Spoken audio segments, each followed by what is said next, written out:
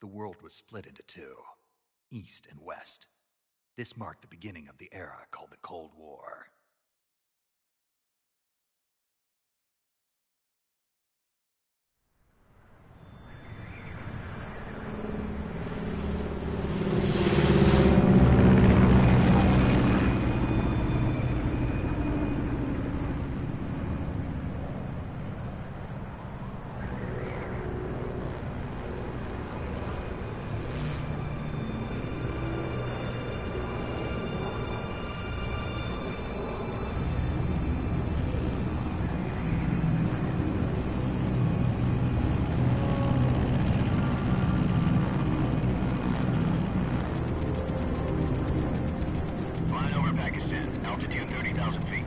Approaching Soviet airspace. 20 minutes to drop off. Commencing internal depressurization. Equipment check. Arm main parachute. All right. You ready to go? Drop zone still showing a high pressure mass. Cav okay. Good. We've got high visibility.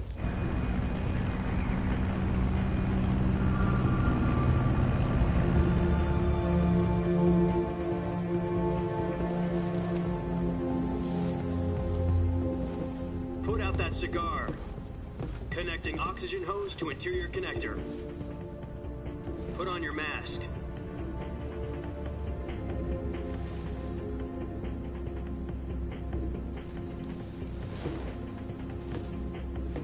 Does this panty waste know what he's doing? Approaching release point. 10 minutes to drop off. Hey, are you deaf? He said put out the cigar and put on your mask.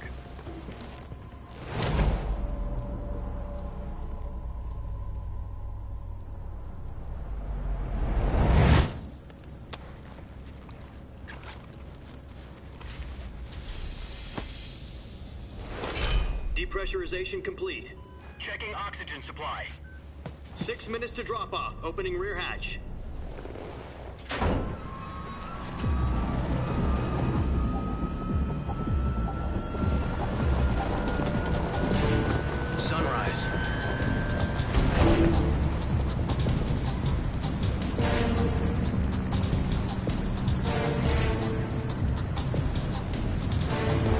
Temperature minus 46 degrees Celsius. 2 minutes to drop off. Stand up. You'll be falling at 130 miles per hour. Try not to get frostbite from the wind chill. 1 minute to drop off. Move to the rear. Activate the ammo bottle. This is one for the history books. The world's first halo jump. 10 seconds to drop off. Stand by.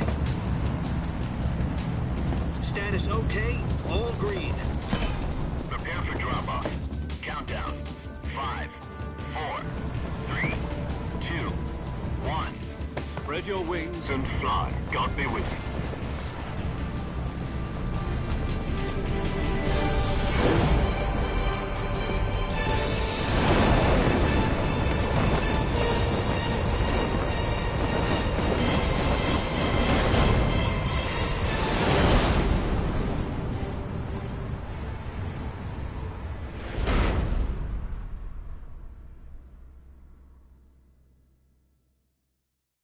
Jack, I've got some important news. The head of the CIA has finally given us the green light for the virtuous mission. Virtual mission? No, the virtuous mission. The future of our Fox unit depends on it. If it succeeds, we'll be officially organized into a unit. Virtuous mission? Sounds like some kind of initiation ritual. You know, don't get cocky. This isn't a training op. Right. So what exactly is this wonderful mission? Well, about 2 years ago, a certain Soviet scientist requested asylum in the West through one of our moles. His name is Nikolai Stepanovich Sokolov. He's head of the OKB 754 Design Bureau, one of the Soviets' top-secret weapon research facilities, and the East's foremost expert on weapons development. Sokolov? Isn't he that famous rocket scientist? The very same. On April the 12th, 1961, the Soviets achieved the first manned spaceflight in history. The Earth was blue, but there was no God. Well spoken. The rocket that carried Yuri Gagarin to orbit was the A-1, known as the Vostok rocket. Sokolov is said to be the man most responsible for the multi-engine cluster used in that rocket. After Gagarin's flight, Sokolov left rocket development to become the head of the newly established Design Bureau. From a lowly technician to head of a design bureau, that's quite a success story, so why'd he want to defect? It seems he'd become afraid of his own creations. Afraid? Call it a crisis of conscience. And for that, he left his country and his family behind and went over the fence? Not exactly. One of his conditions was that his family was also to be taken safely to the west. We used a mole to get the family out first and succeeded in sneaking Sokolov over the Berlin Wall shortly afterwards. I was the one who conducted the operation. The security on the eastern side was still full of holes back then. Then what? We got Sokolov over in one piece, but the whole ordeal had left him exhausted, and we checked him into a hospital in West Berlin. It took him 2 weeks and more than 600 miles to get from the research facility in the Soviet Union to Berlin. He was in no condition to say anything coherent. And it was only a week later that we had something much bigger on our hands. The Cuban Missile Crisis. October the 16th, 1962, President Kennedy received word that the Soviets were in the process of deploying intermediate-range ballistic missiles in Cuba. The President demanded that the Soviets dismantle and remove the missiles. At the same time, he announced a naval blockade to prevent further missile shipments from reaching Cuba. But the Soviets didn't back down, instead placing their armed forces on secondary alert. Soviet transport ships carrying missiles continued on course towards Cuba. US and Soviet forces went on alert for an all-out nuclear war. Frantic negotiations were conducted through the UN's Emergency Security Council and unofficial channels to end the hair-trigger standoff. Finally, on October the 28th, the Soviet Union agreed to remove its missiles from Cuba, and so the world avoided a nuclear holocaust. But in order to get the Soviets to pull their missiles out, we had to make a deal. You mean the one where the US agreed to remove its IRBMs from Turkey? No. The Jupiter IRBMs deployed in Turkey were obsolete, and we were going to get rid of them anyway. They had no strategic value whatsoever to either the US or the Russians. The Turkey deal was a ruse, a cover story that was fed to the other intelligence agencies around the world. So what did the Russians really want? Sokolov. They wanted us to return Sokolov. You mean the Soviets pulled out of Cuba just to get their hands on Sokolov? That's right. What the hell was he working on? At the time, we had no idea. We were running out of time. It was either give up Sokolov or risk full-scale nuclear war. In the end, we had no choice. President Kennedy gave in to Khrushchev's demand. The next day, I got Sokolov out of the hospital, handing him over to agents on the eastern side.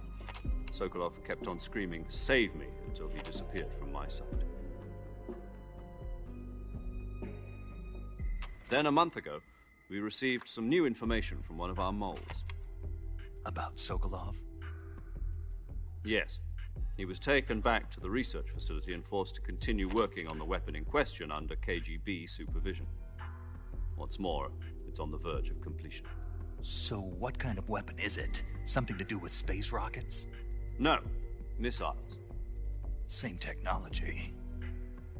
I guess you're right. We don't know the details, but it appears to be a new kind of nuclear device. For half a year now, the Soviets have been conducting frequent nuclear tests at Semipalatinsk. Something to do with the weapon, I assume. We're talking about a secret weapon so big that Khrushchev was ready to pull out of Cuba to get it back. Is Sokolov still in the facility? No. According to our intelligence, he's in Selino-Yarsk, a place in the mountains about 3 miles to the west that's known as the Virgin Cliffs. The Virgin Cliffs. Nice name for a virtuous mission. They moved him there just recently. Why? Apparently, they're conducting a field test of the weapon, but it's our best chance to get him back. This mission would never have been possible if he was still in the research facility. This is our last chance. Sokolov must have known that too when he contacted us.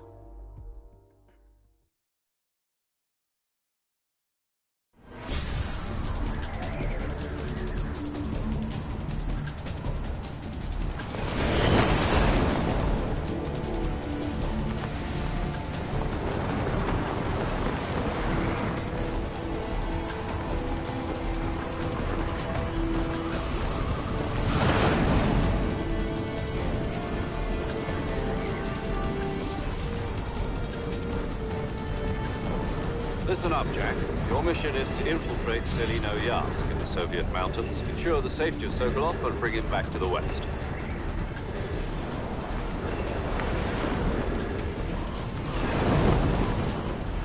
If we don't get Sokolov back before that weapon is complete, we'll be facing a major crisis. The clock is ticking.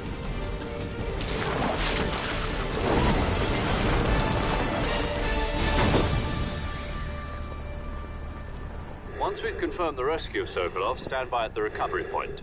A recovery balloon will be dropped at that point. Helium will be pumped into the balloon to inflate it. The process takes about 20 minutes.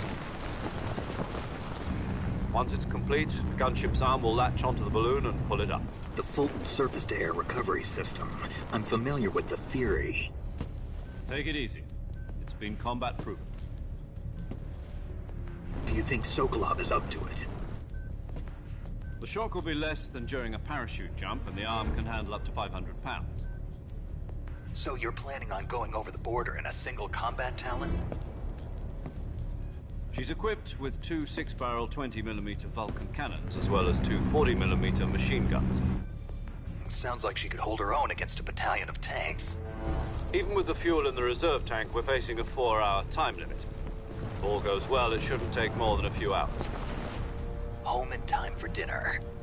But if anything goes wrong, you'll be eating dinner, breakfast, and all the rest of your meals in the jungle.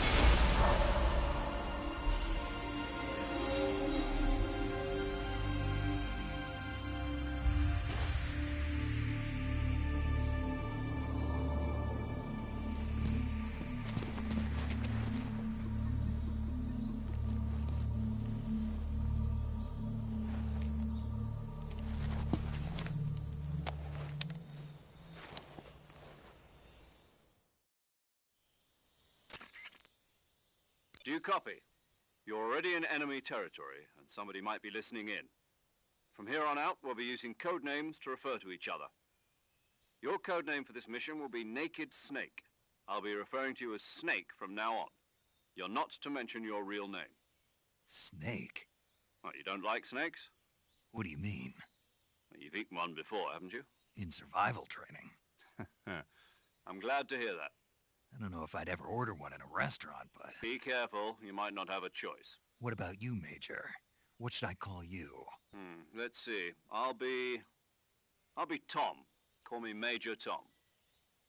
This will be a sneaking mission. You must not be seen by the enemy. You must leave no trace of your presence. Is that clear? This kind of infiltration is the Fox unit's speciality. In other words, weapons and equipment are procured on site. That goes for food as well. You're completely naked, just as your name implies. Great. Now I see why you asked me if I like snakes. I suppose calling me Snake was your idea of a joke, too. No. There's a good reason for that. I'll tell you later when the time is right. Gotcha. Getting back to the subject, how exactly am I supposed to feed myself? You've been issued a knife and a tranquilizer gun. Use them to hunt for food. You'll also find some medical supplies in your backpack. Yeah, about the backpack. I lost it in a tree on the way down. I see. Well, you'd better go back and get it then. You know where it is? No problem. I can see it from here. It's stuck on a branch. To climb a tree, stand in front of a tree that's covered in ivy and press the action button. I'll be monitoring your progress over the radio. We can't risk violating Soviet airspace, but I'll be in the gunship. My frequency is 140.85. I'll give you a call if I need to talk to you. If you need to talk to me, use the send function. Okay, Snake, go get your backpack.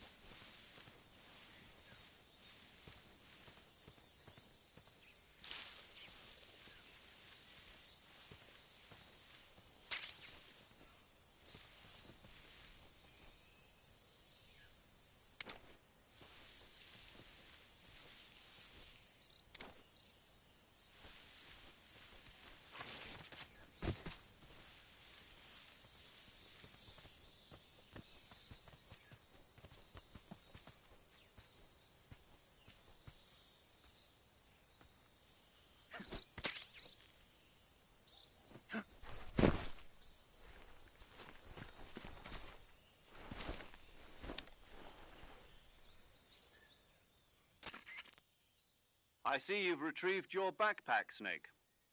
To equip a weapon, it's necessary to take it out of your backpack. In the survival viewer, choose Weapon from the backpack. Your available weapons will be displayed in a list on the screen. From that list, choose the weapon you want to equip and press the Enter button. For other equipped items, just do the same thing from Item. Got it. Use the survival viewer backpack. Yep, that's right. Survival is fundamental to this mission. After you've been out in the field for a while, your stamina will start to drop. If your stamina gets too low, it'll affect your performance. You won't be able to shoot accurately, for example, and your wounds won't heal as smoothly. Keep an eye on your stamina so you don't run out. To recover lost stamina, you can hunt for local flora and fauna. You can use either your tranquilizer gun or your knife to hunt. My only weapon is a Mark 22 Hush Puppy tranquilizer gun? That's right. It's been fitted with its own suppressor. However, the suppressor will deteriorate every time you fire. Once its durability reaches 0, the noise suppression effect will be gone. So don't get too trigger-happy with it. The suppressor's durability is shown in the icon. Any weapons and equipment beyond what you're carrying now, you'll have to find as you go. I have to find my own weapons and equipment? Whose crazy idea was this anyway? Solo covert actions are standard Fox operating procedure. You can't leave any traces of your presence. No weapons, equipment, footprints, sweat, or bodily wastes. The same goes for bullets and cartridges, too. Your presence in enemy territory is already a violation of international conventions of warfare. There aren't supposed to be any American soldiers in Russia. It could spark an international incident. You can't let anyone see you. You can't let the enemy know you're there. This is a stealth mission. You're a ghost, Snake, in every sense of the word. And there'll be no rescue if you're captured. The military and US government will deny any involvement in the affair. Then I'll just have to take care of myself, huh? I'm afraid so. You've been given a fake death pill for that purpose. SIS guidelines stipulate that soldiers on covert ops like this one be issued a potassium cyanide capsule. Tape it to your body so you can take it when you need to. How generous of you. Use it if you're taken prisoner by the enemy. It'll send you into a state of false death for a short time. Fooling them into thinking that I'm really dead. So, how do I come back to life? Just take the revival pill. You mean that thing they put in my tooth before the mission? That's the one. But be careful. If you remain in a state of false death for too long, nothing will be able to bring you back. Remember that. I'll keep it in mind. You said this was a solo mission, right? Right. I guess that means I can't count on any reinforcements. Correct. The mission rests entirely in your hands. A real one-man army. Relax. There's a support team ready to back you up over the radio. Who? I'll introduce them to you. This time, survival is of utmost importance. The first member of the support team will be in charge of monitoring your physical condition, acting as a medic, so to speak, as well as recording your mission data. She's a member of Fox as well, and she's here on the gunship with me. She? Hello, Snake. I'm paramedic. Nice to meet you. Paramedic. As in a medic who comes in by parachute. Aren't you going to tell me your real name? Are you going to tell me yours, Mr. Snake? My name, huh? It's John Doe. And they call you Jack for short. You're a regular Captain Nemo. A name means nothing on the battlefield. After a week, no one has a name. What's your name? Jane Doe. Very funny. I wasn't joking, but I'll tell you my name only if you manage to make it back alive. My frequency is 145.73. She's also in charge of recording your mission data. Whenever you want to save, send a message over the reserved save frequency, 140.96. So saving lets me record my mission data. That's right. It also records the state of your health. Good to know. There's one more person I want to introduce you to, Snake. Huh? Speaking of snakes, you remember the boss, don't you? A legendary soldier and your mentor. Actually, it was the boss that got the DCI's authorization in the first place. She's going to be serving as Fox's mission advisor. The boss is? She also helped me plan this mission. She and I were at SAS together. Jack, is that you? How many years has it been? Boss? That's right. It's me. Oh. Talk to me. Let me hear your voice. It's been 5 years, 72 days, and 18 hours. You've lost weight. You can tell just by the sound of my voice. Of course I can. I know all about you. Really? Well, I don't know anything about you. What's that supposed to mean? Why'd you disappear on me all of a sudden? I was on a top-secret mission. You didn't need me anymore. But there were still so many things I wanted you to teach me. No, I taught you everything you needed to know about fighting techniques. I taught you all I could. The rest you needed to learn on your own. Techniques, sure. But what about how to think like a soldier? How to think like a soldier? I can't teach you that. A soldier needs to be strong in spirit, body, and technique. And the only thing you can learn from someone else is technique. In fact, technique doesn't even matter. What's most important is spirit. Spirit and body are like two sides of a single coin. They're the same thing. I can't teach you how to think. You'll just have to figure it out for yourself. Listen to me, Jack. Just because soldiers are on the same side right now doesn't mean they always will be. Having personal feelings about your comrades is one of the worst sins you can commit. Politics determine who you face on the battlefield. And politics are a living thing. They change along with the times. Yesterday's good might be tomorrow's evil. Is that why you abandoned me? No, it had nothing to do with you. I already told you, Jack. I was on a top-secret mission. A soldier has to follow whatever orders he's given. It's not his place to question why. But you're looking for a reason to fight. You're a natural-born fighter, but you're not quite a soldier. A soldier is a political tool, nothing more. That's doubly true if he's a career soldier. Right and wrong have no place in his mission. He has no enemies and no friends. Only the mission. You follow the orders you're given. That's what being a soldier is. I do whatever I have to get the job done. I don't think about politics. That's not the same thing. Sooner or later, your conscience is going to bother you. In the end, you have to choose whether you're going to live as a soldier or just another man with a gun. There's a saying in the Orient, loyalty to the end. Do you know what it means? Being patriotic. It means devoting yourself to your country. I follow the president and the top brass. I'm ready to die for them if necessary. The president and the top brass won't be there forever. Once their terms are up, others will take their place. I follow the will of the leader, no matter who's in charge. People aren't the ones who dictate the missions. Then who does? The times. People's values change over time, and so do the leaders of a country. So there's no such thing as an enemy in absolute terms. The enemies we fight are only enemies in relative terms, constantly changing with the times. As long as we have loyalty to the end, there's no point in believing in anything, even in those we love. And that's the way a soldier's supposed to think? The only thing we can believe in with absolute certainty is the mission, Jack. All right, but do me a favor. What is it? Call me Snake. Snake. Oh, right. Your codename is Snake.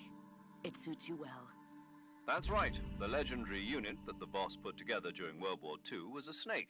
The Cobra unit, a group of heroes that brought the war to an end and saved the world. As long as you've got a legendary hero backing you up, you'll be fine. Isn't that right, Snake? Yeah, I can't think of anyone else I'd rather have with me. Oh, and one more thing, boss. Yes?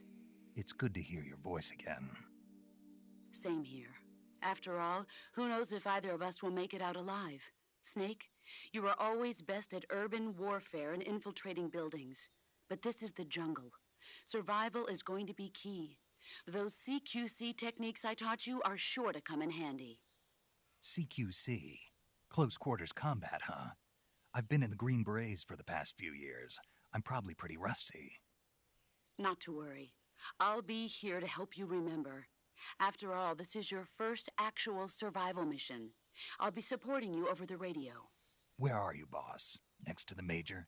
The boss is communicating with us by radio from aboard a Permit-class submarine in the Arctic Ocean. My frequency is 141.80. Call me if you need my advice on battle techniques. Gotcha. Your mission is to retrieve Dr. Sokolov. Dr. Sokolov is being held in an abandoned factory located to the north of your current position. Avoid heavy combat and don't let anyone see you. Don't forget that this is a stealth mission. Snake, try to remember some of the basics of CQC.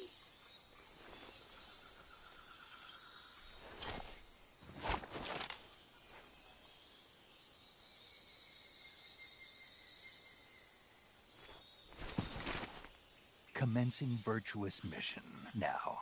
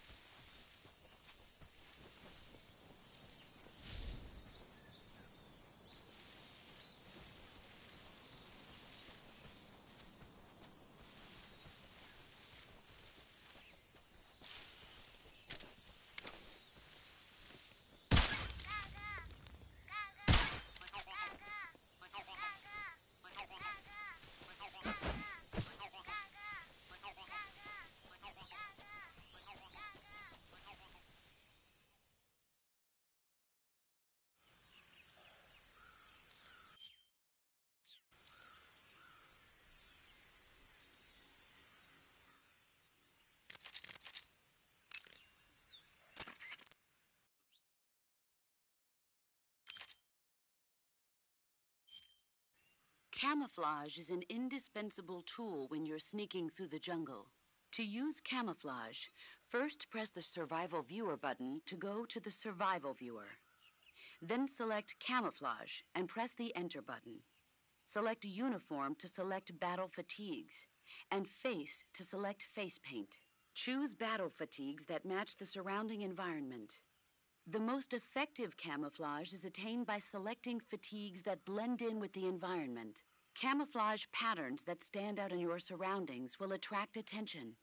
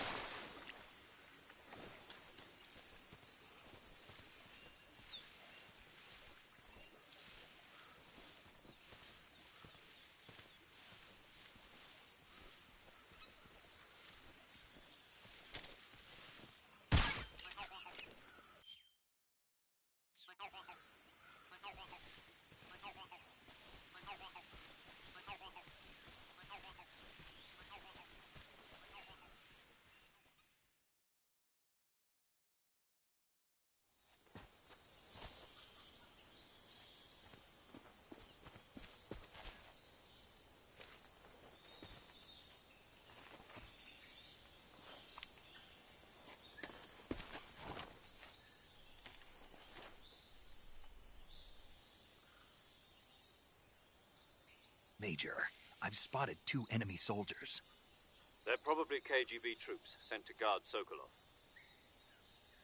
AK-47s and grenades.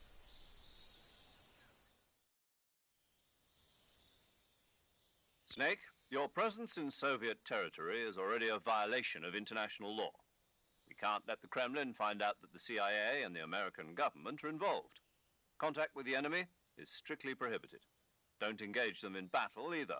This is a stealth mission. Got that? The Major is right. The point of this mission is to sneak through the jungle without being seen. The success of the mission depends on how well you use your camouflage. Change your camouflage by selecting Camouflage from the Survival Viewer.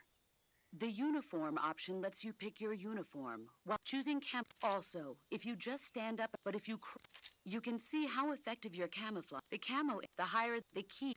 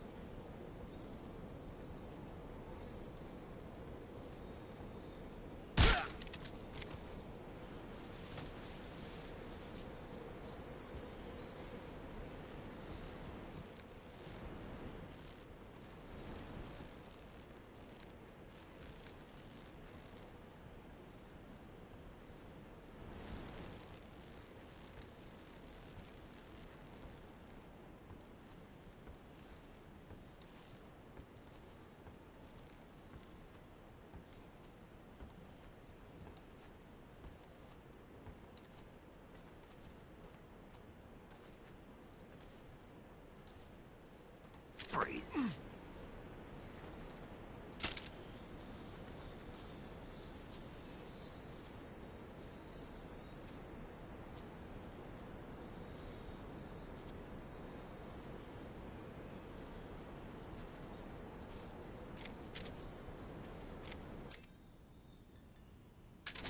Don't shoot!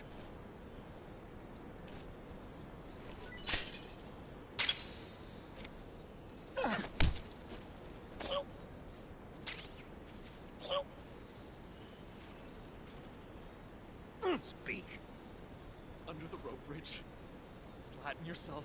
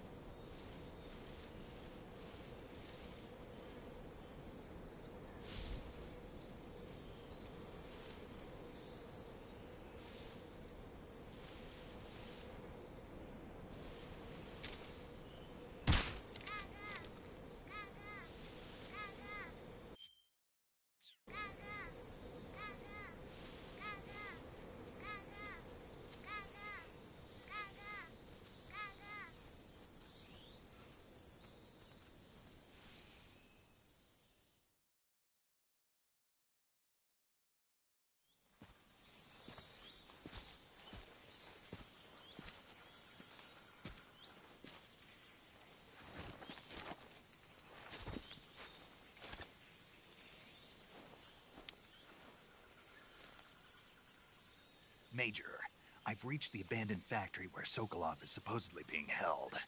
This place is a dump.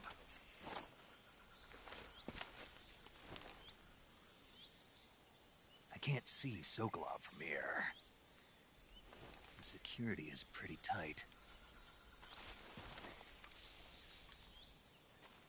There are sentries posted around the perimeter. I wonder how many are inside.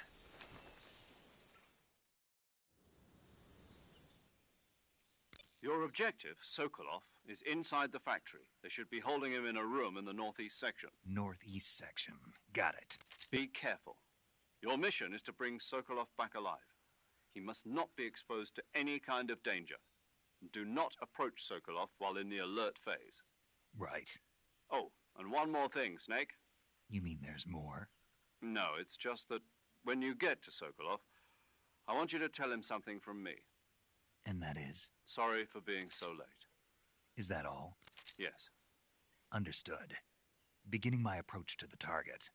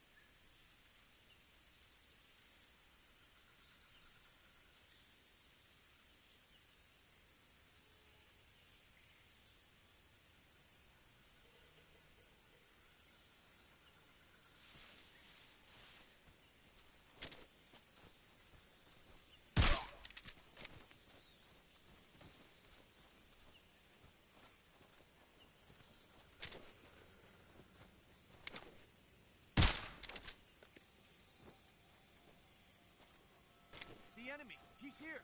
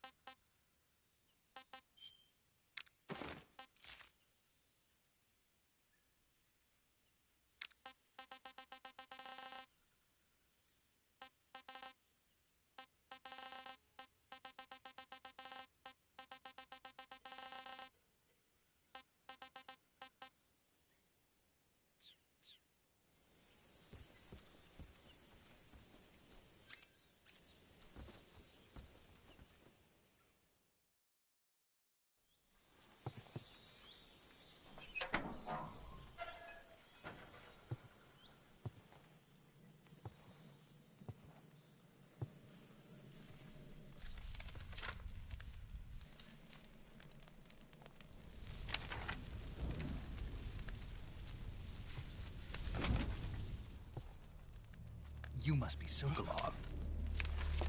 Are you one of Volgin's men? You'll never get it from me. No. I'm a CIA agent. I've come to escort you back to the other side of the Iron Curtain. You're CIA? Yeah. I was sent by Major Zero, the man who got you out 2 years ago. Zero? I have a message from him. What is it? He said to tell you sorry for being so late. Did he now? What does it mean? It means he's a man of his word. But we've got no time for this. You have to get me out of here before they arrive. Who's they? Colonel Volgin of GRU. You in the West know him as Thunderbolt. Thunderbolt? Never heard of him. He's a member of the Army's extremist faction, a man who seeks to seize control of the motherland. Ever since the Cuban Missile Crisis 2 years ago, Khrushchev has been pursuing a policy of peaceful coexistence with the West. Despite resistance and criticism from hawks in the Army and the provincial authorities, Khrushchev has managed to suppress the opposition so far. But the failure of his agricultural policies has put him in a precarious position. And on top of that, the tragedy last November. President Kennedy's assassination. Precisely. In a sense, Khrushchev has lost his biggest partner, and his power base is rapidly crumbling away. A certain group is plotting to use this opportunity to seize power by rallying the anti-government forces, overthrowing Khrushchev, and installing Brezhnev and Kosygin in his place. The mastermind behind this plot is Colonel Volgin of the GRU. He has control over another secret weapons research facility much like this one, OKB-812, known as the Granin Design Bureau, and is using it to further his plans. But that is not enough to satisfy him. Now he's plotting to seize the secret weapon I have been developing here and use it as leverage in his bid for power.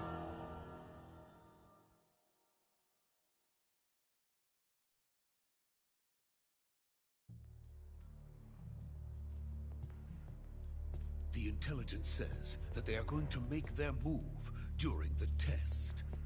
Then, the soldiers outside. Exactly. They wouldn't need that many men just to keep me inside. Their orders were to prevent Colonel Volgin from capturing me. if it meant killing me in the process, or so it would seem.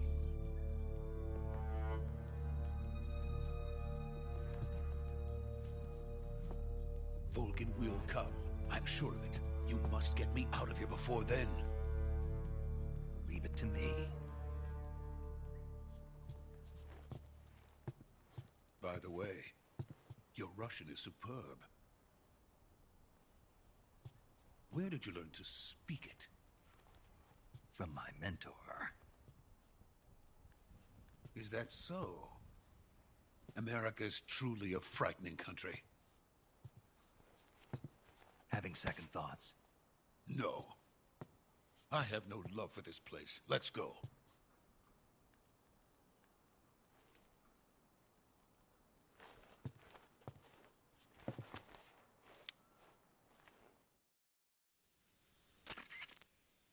Major, this is Snake. Sokolov is safe with me. He's doing fine. No injuries. Good work, Snake. Now hurry up and get Sokolov to the recovery point. We'll rendezvous with you there. Roger. What about the sentries? No one spotted me. I see. What about the boss? We lost contact with the boss some time ago. What happened? It's probably just a weak signal. Just hurry and get Sokolov out of there.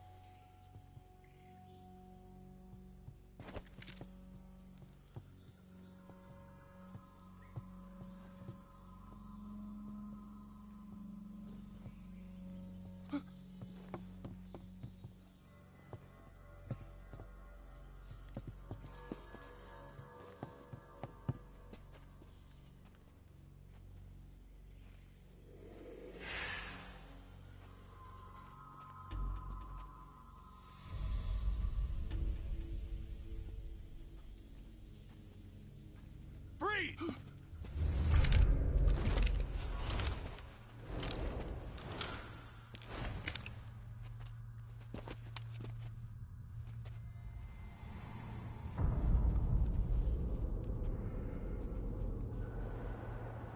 So this is the legendary boss. Huh?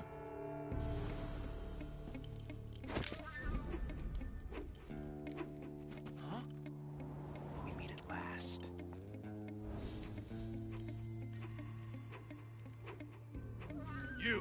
You're from the Ocelot unit of Spetsnaz. Huh. What's a crew soldier doing here?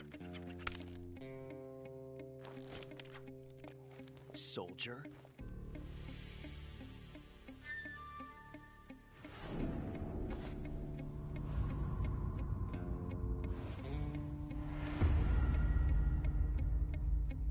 He's the Ocelot commander. Ha! That's Major Ocelot to you. Don't you forget it.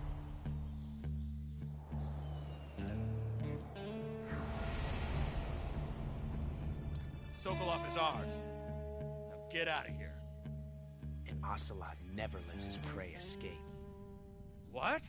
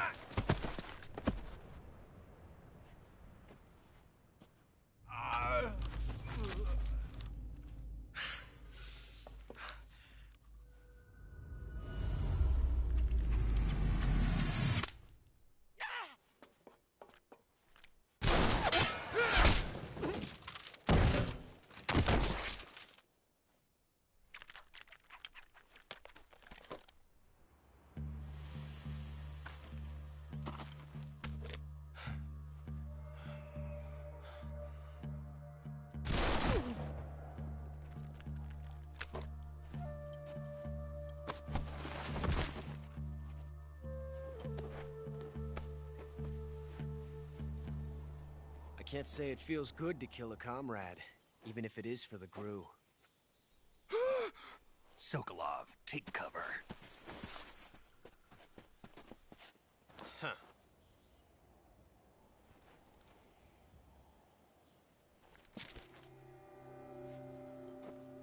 Huh.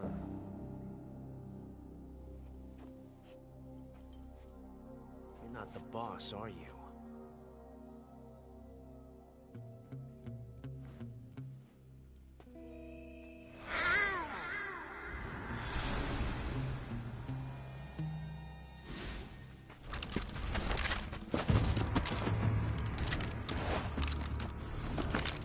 GRU operatives! What is that stance? Huh. That gun.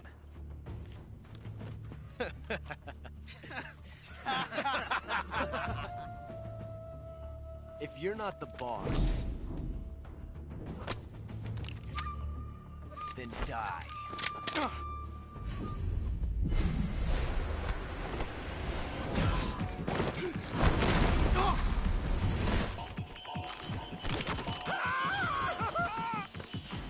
Major! Leave it! Shoot the other one!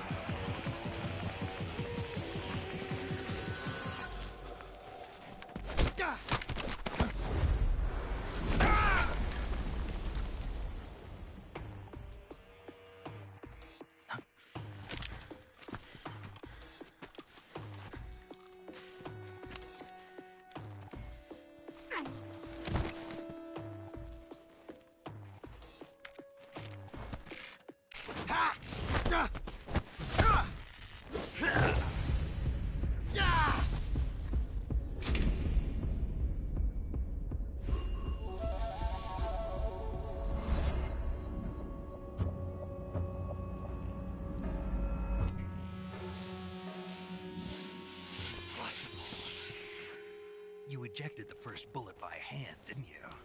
I see what you were trying to do.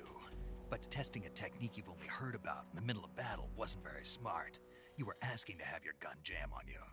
Besides, I don't think you're cut out for an automatic in the first place. You tend to twist your elbow to absorb the recoil. That's more of a revolver technique. You filthy American dog!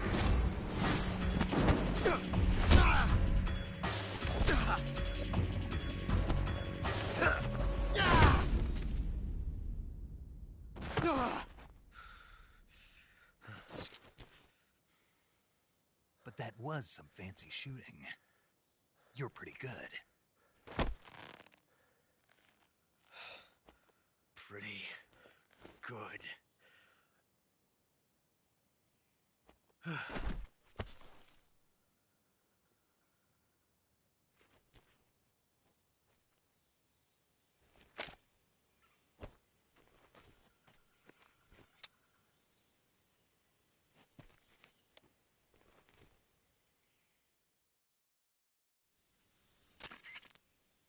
Major, do you read me? I read you. Snake, you all right? I've run into a few snags. These guys were after Sokolov, too. Apparently they were taking orders from a GRU colonel named Volgan. A GRU colonel? Part of an internal Soviet power struggle, according to Sokolov. Something between the KGB and GRU. Between Khrushchev's supporters and Volgan's. Sokolov was being guarded by the KGB and hunted by GRU? Snake, it sounds like this could be even hotter than Cuba. I don't like it. Something about the whole thing stinks. I agree. You'd better hurry. Sokolov ran off by himself, but I'll catch up to him. We're counting on you.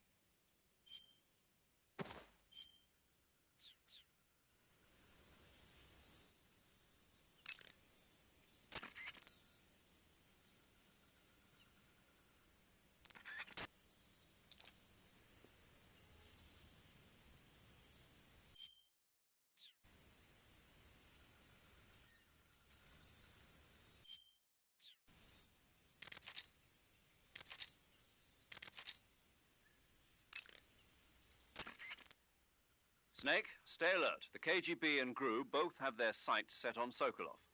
GRU is a military espionage outfit, the intelligence wing of the Soviet Defense Ministry's General Staff Office. It competes with the KGB, which is under the Ministry of Internal Affairs, and the two are always watching each other. Never let the left hand know what the right hand is doing. Exactly. Now, added to that rivalry, there's a vicious power struggle going on between the Khrushchev faction and the anti-Khrushchev faction.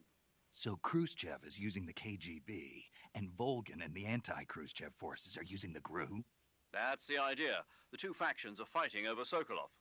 We're in an extremely dangerous situation here. Yeah, I'm aware of that. Get Sokolov out of there safely. He must not be turned over to the KGB or to the GRU. Sokolov took off in the direction of the rope bridge. Get after him. Hurry!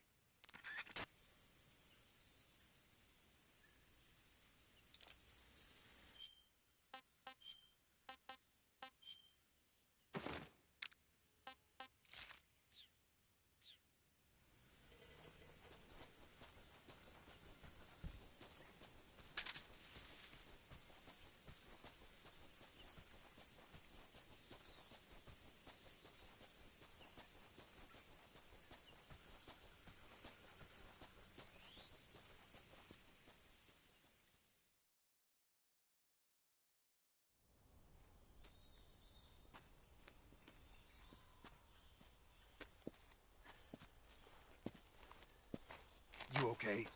Those men were from the Ocelot unit. Spetsnaz? Yes. The best GRU has to offer. They're coming for me. I'm finished. Calm down. I'll get you out of here, I promise. And we got some of the best backup we could ask for. Look.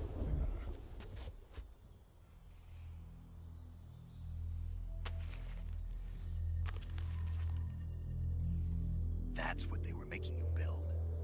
Yes. The Shagohod. The dreaded behemoth. A tank capable of launching nuclear IRBMs. It can launch nuclear missiles from that kind of terrain? Oh, yes. And without support from friendly units. A nuclear-equipped tank capable of operating solo.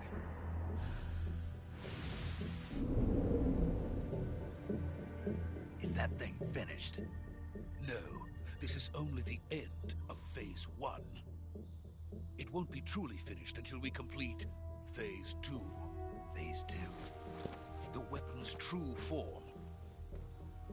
If it is completed and the Colonel gets his hands on it, it will mean the end of the Cold War. The end of the Cold War? Yes. And then the Age of Fear will truly begin. A world war? I had no choice but to cooperate. I didn't want to die. I wanted to see my wife and child again in America. Please, take me to America, quickly.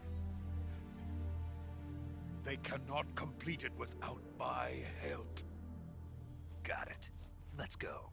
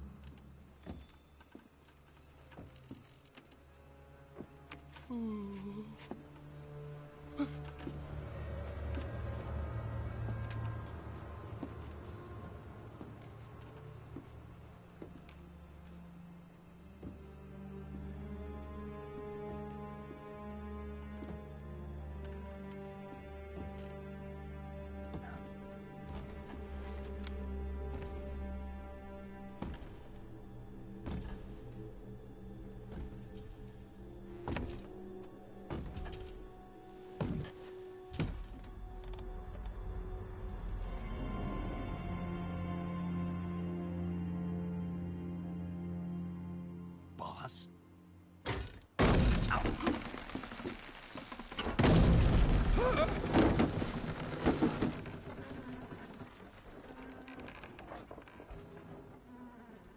Good work, Jack.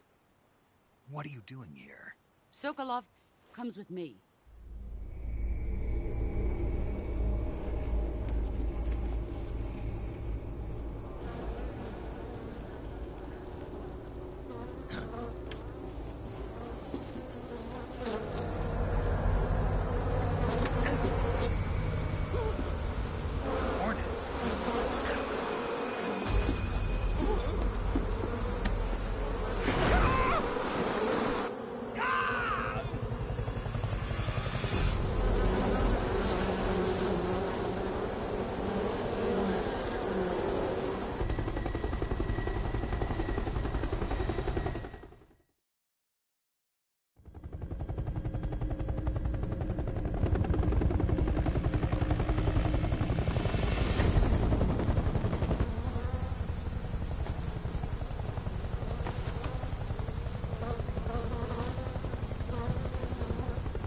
my friends. Let us fight together again. I have waited long for this day. We will fight with you once more. Welcome back, boss. Now that all 5 of us are together, it's time we go to the depths of hell itself.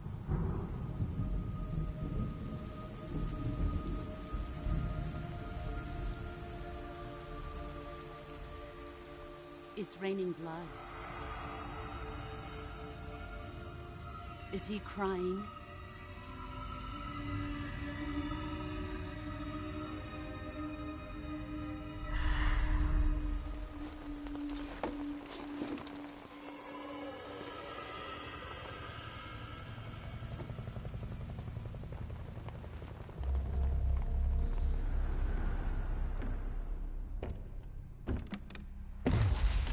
Kuwabara, Kuwabara.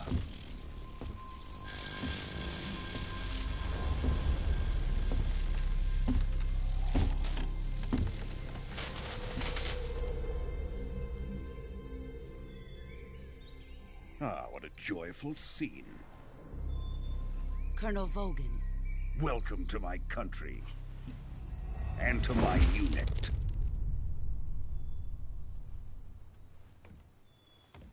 Boss, what is this? I'm defecting to the Soviet Union. Sokolov is a little gift from my new hosts. Recoilless nuclear warheads.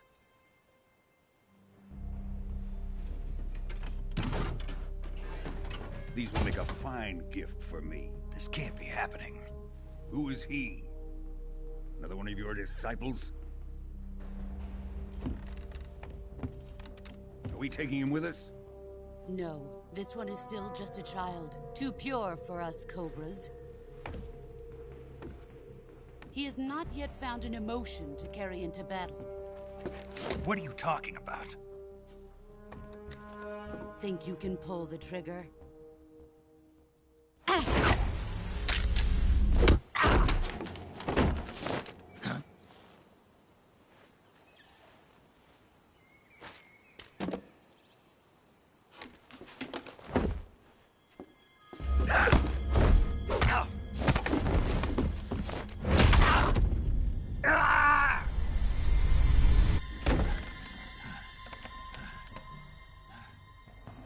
He's seen my face. We can't let him live.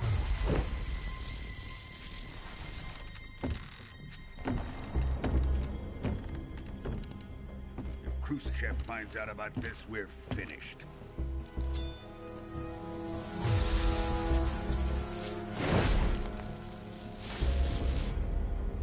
He must die. Wait. He's my apprentice. I'll take care of him.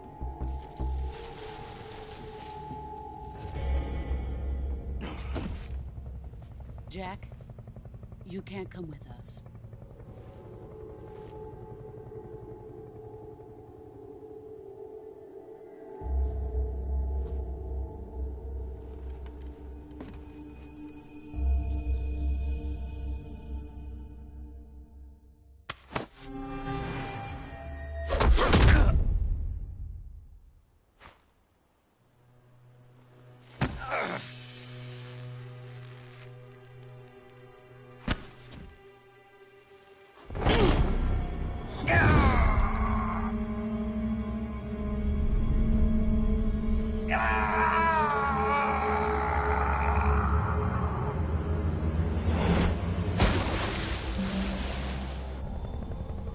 The new blood has been rejected.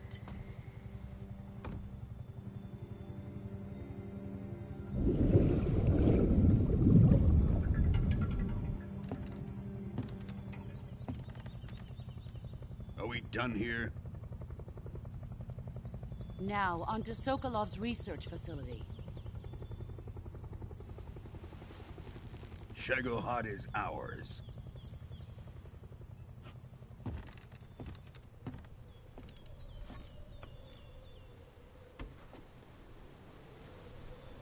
Drift away.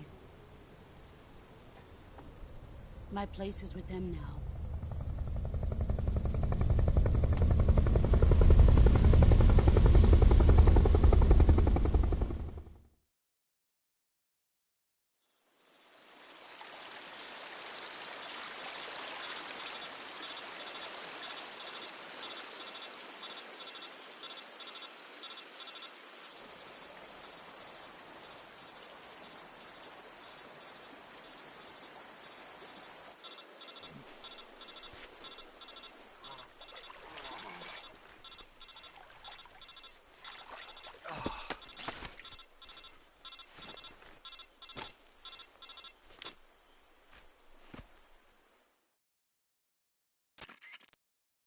Snake, can you hear me? Yeah. Just barely. Snake, listen to me. You need emergency medical treatment. Can you move? You've got to get those wounds treated. Hang in there. All right, let's get you fixed up. Paramedic? Okay, Snake. Just relax and it'll all be over before you know it. Stay with me. I've seen people in worse shape before. Think you can handle it? Major. The boss. She's defected. We'll talk about that later. First, we've got to get you patched up. Okay, here we go. First, open the Survival Viewer with the Survival Viewer button. If you select Cure, you can start the treatment. Healing is divided into two types of treatment: medicine and surgical procedures. Your injuries include a fractured left elbow and rib bone, and lacerations on your upper arms, right elbow, and abdomen. They need to be fixed using surgical treatment. Move the healing cursor with a movement stick to the affected part of your body, and press the enter button. Once you've selected the affected area, use the movement stick to select the medical item, and then press the enter button. With this method, you can use items to help your recovery process. To treat a bone fracture, first secure the affected area with a fastener and then wrap it in bandages. That should do it. For lacerations, you'll need disinfectant to clean the wound, sutures to stitch it up, styptic to slow the flow of blood, and bandages to wrap the wound. If you do everything I mentioned, the wound should heal completely. Understood? Yeah. Stay with me. Go into the Survival Viewer and treat those wounds.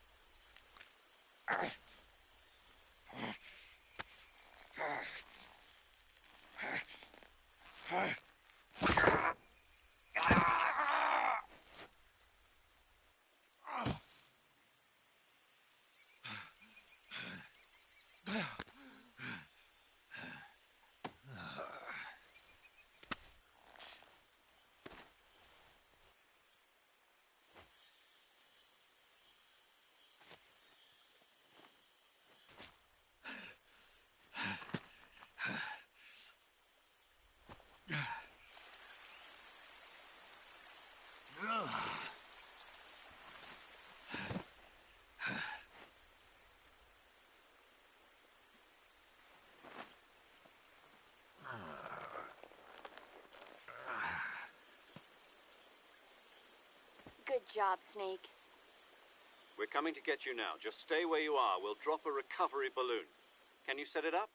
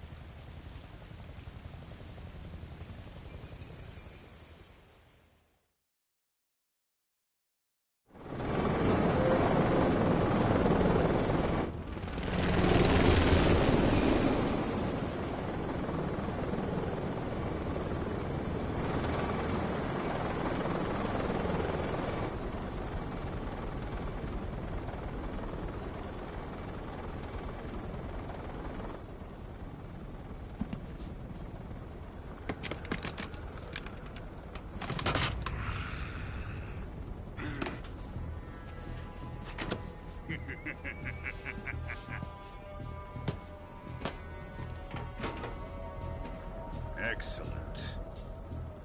A great success. Thanks to the boss and her cobras, I have both Sokolov and the Shagohod.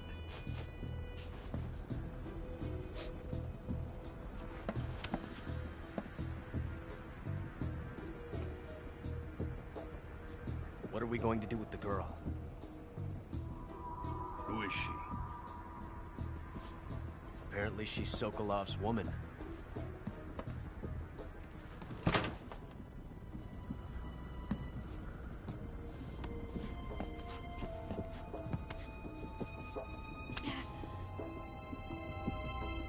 She's a nice catch. I'll take her. Not so fast, my dear.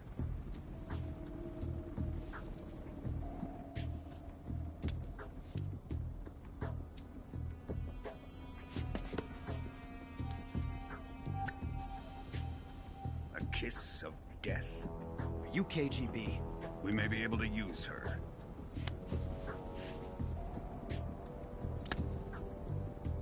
She has spunk.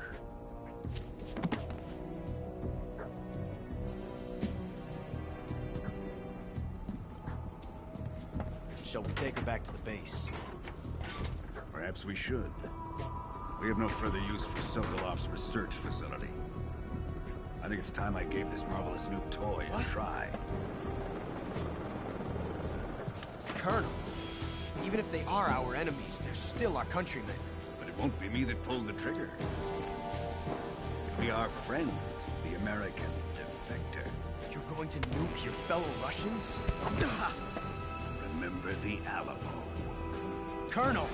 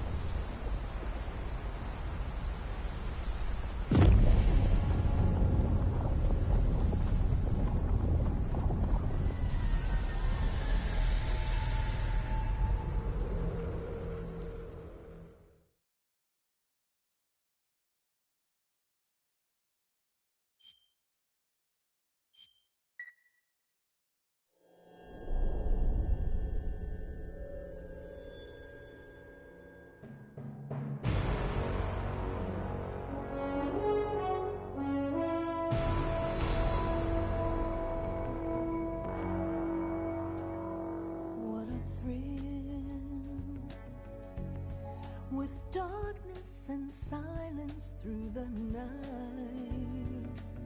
What a thrill. I'm searching and I'll melt into you. What a fear in my heart, but you're so supreme.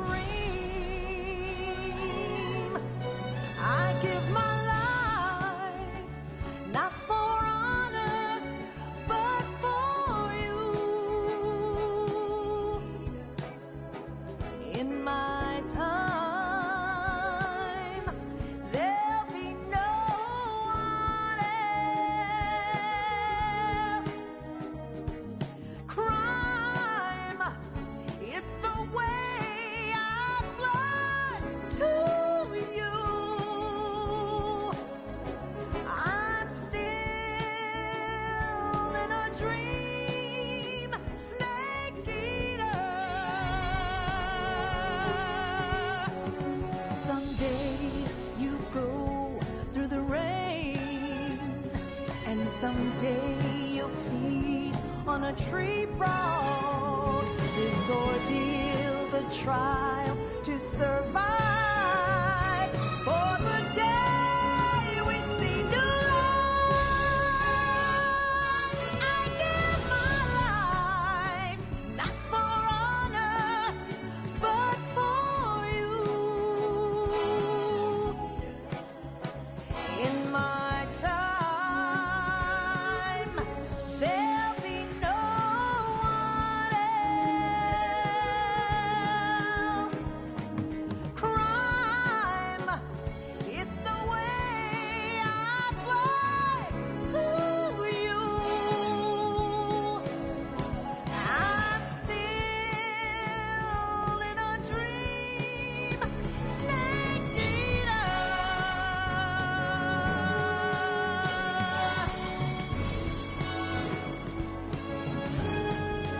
I'm still in a dream, snake eater.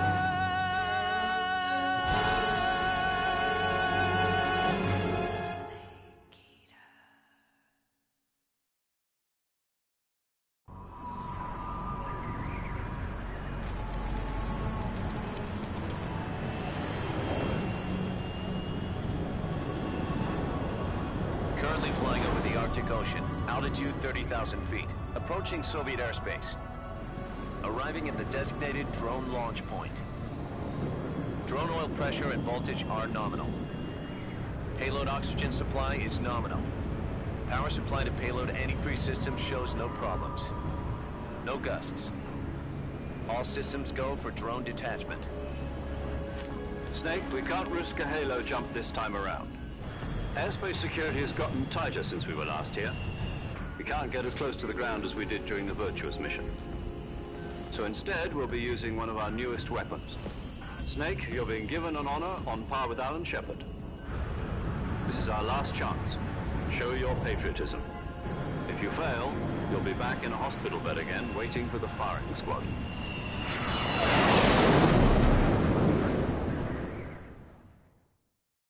So how does it feel to be a patient in one of the most advanced ICUs in the world? Would you do me a favor and tell the suits about visiting hours? I'll never get better with them assaulting me day and night with their questions. Must be part of the top brass's inquiry. More like an interrogation. According to them, I'm a traitor and an accomplice to the boss's defection. They're just looking for a scapegoat. Does that mean they're after you, too? Let's just say neither one of us is going to be made a national hero out of this. Does this mean Fox is going to die? No. This fox is still one step ahead of the hounds. The reason I came to see you today, Jack, it's time for Fox to clear its name. What are you talking about? The situation has changed. We've still got a chance to come out of this one alive. Yeah, what kind of chance? Don't get too excited. Here, have a cigar. It's Cuban.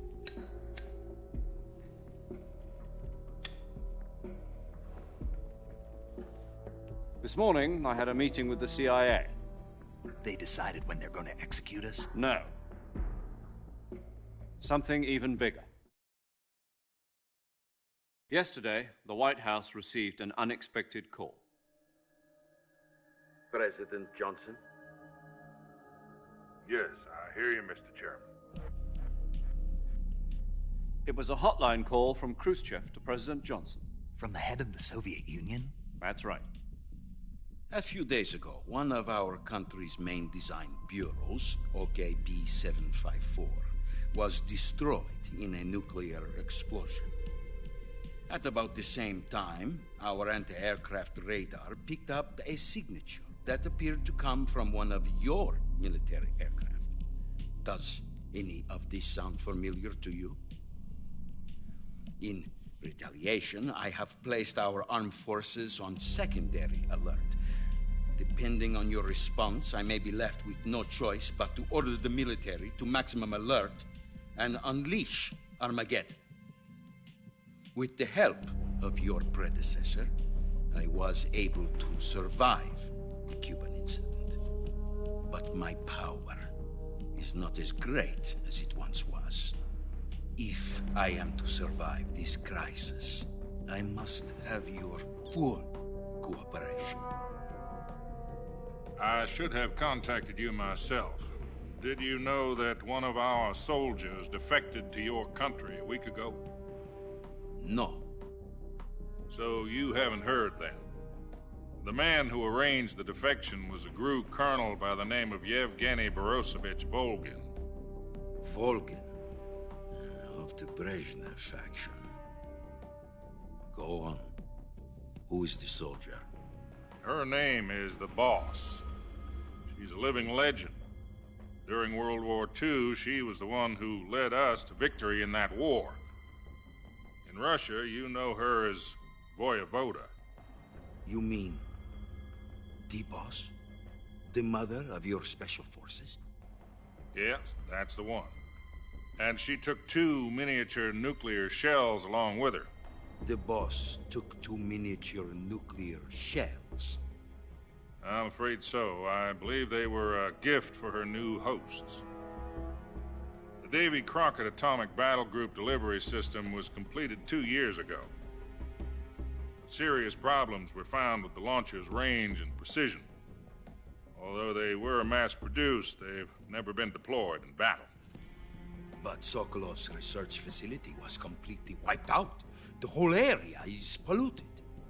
I can only offer you my deepest condolences over this terrible tragedy. So, the Boss, with Colonel Volgin's help, stole 2 experimental nuclear shells and took them with her as gift when she defected. Then, shortly thereafter, Sokolov's design lab, a top-secret military research facility, was destroyed by one of these weapons. Am I right so far? Yes, that's correct. And the American government denies any involvement in the affair. Is that right as well? That's correct. We were not involved in any way. Then what was a U.S. military aircraft doing on our radar screen? It was clearly in violation of our airspace. And yet you say it was not acting under your orders. That's correct. You expect me to believe that this was all the work of a single soldier? I don't know what else to tell you. The Army insists that this is all a ploy on your part. I've said it once, and I'll say it again. Our government had nothing to do with it. And I would like dearly to believe you. However, I'm afraid my power over the military has weakened since the Cuban incident. I will need some kind of proof that this was not the action of the American government. You have 1 week. You must catch the Boss yourselves and recover the remaining nuclear device. Then, you must find some way to prove your innocence. Prove our innocence? Yes, preferably something painful. Prove to me that this is not merely another one of your tricks. The Boss should be close to Colonel Volgin. How about a little co-action? I would not expect too much if I were you. The political situation here is unstable. And Colonel Volgin is a member of the Brezhnev faction, which seeks to topple my government. 1 week You have only 1 week, and if it is not too much to ask, do something about Volgin as well. What is that supposed to mean? Nothing. It means nothing. Call it a modest gentleman's agreement to ensure our continued relationship. What if we can't prove our innocence? Then I will be unable to restrain the military. I will be ousted, and they will seek their revenge. A nuclear attack on the United States? I leave the disposal of this situation entirely to your discretion, Mr. President. Disposal, huh? If you fail, it will mean the beginning of a new world war. To put it simply, in order to avoid a full-scale nuclear conflict, we have to prove that America was not involved in that explosion. And eliminating the boss ourselves will prove America's innocence? Right. The higher-ups have decided that you're the only one capable of pulling this off. You were her last apprentice. Screw this one up, and we'll both be 6 feet under. There's no choice.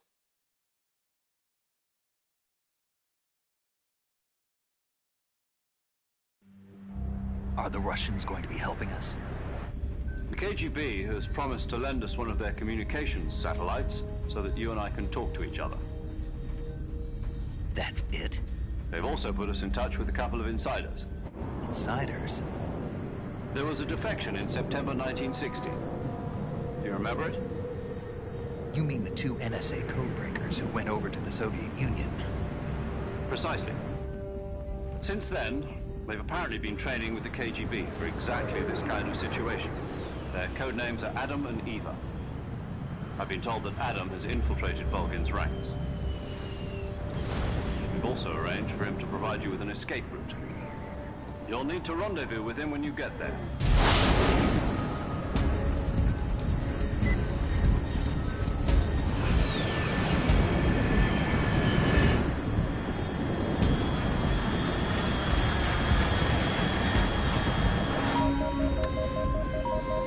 Control. Unidentified aircraft detected. Altitude 30,000 feet.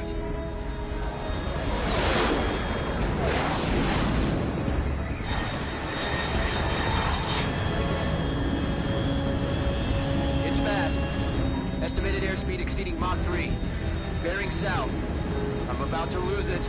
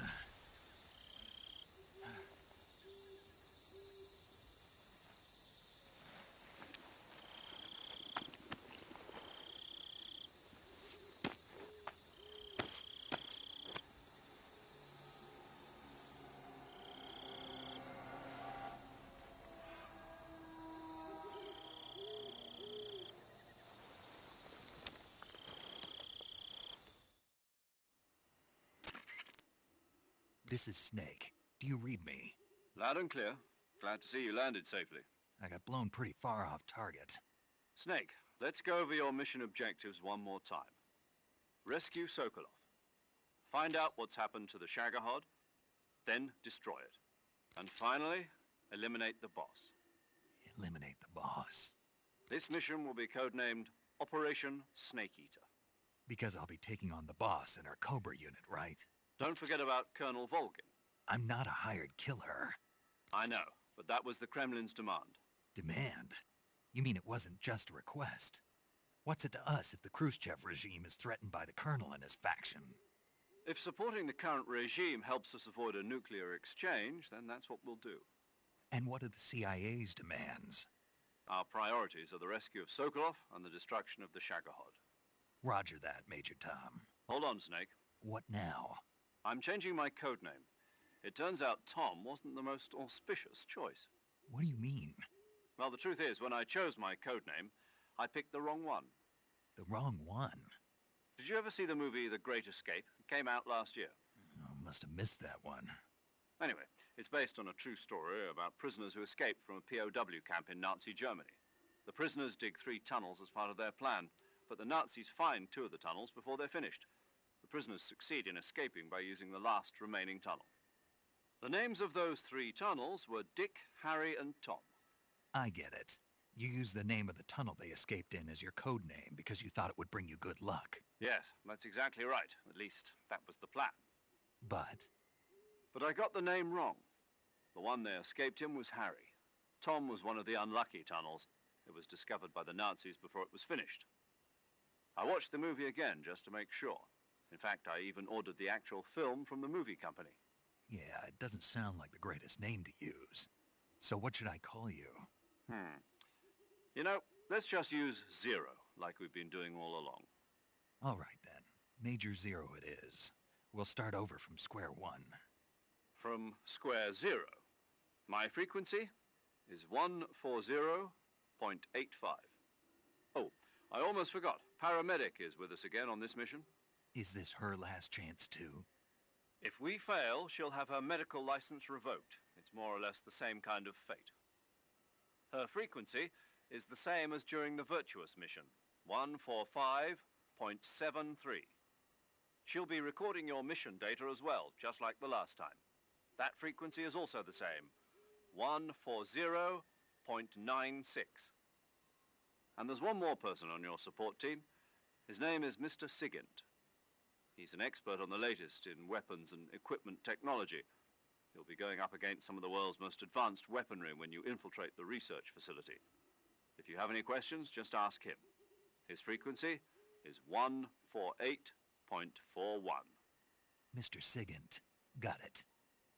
Adam, your KGB contact, is waiting for you at the abandoned factory up ahead. The same factory Sokolov was being held in last week. Yes, meet up with Adam first. He's cleared the way for you to rescue Sokolov. How will I know this Adam guy when I see him? You'll know once you reach the factory. The whole area's been polluted by the fallout from that nuclear blast. No one else would dare come close. The password is, "Who are the Patriots?" and Lali Lulelo. Lali Lulelo. Gotcha. You've been equipped with a 45 for this mission. Be careful, it's noisy. I thought standard Fox procedure was procure on-site weapons acquisition. The circumstances are different this time. You're now on an official mission for the United States government. It would be necessary to make your presence known to a certain extent, to the Khrushchev regime at the very least. But remember, this is still a sneaking mission. Snake, if you fail this mission, it will mean an all-out nuclear war. Keep that in mind and proceed with extreme caution. Understood. Commencing Operation Snake Eater.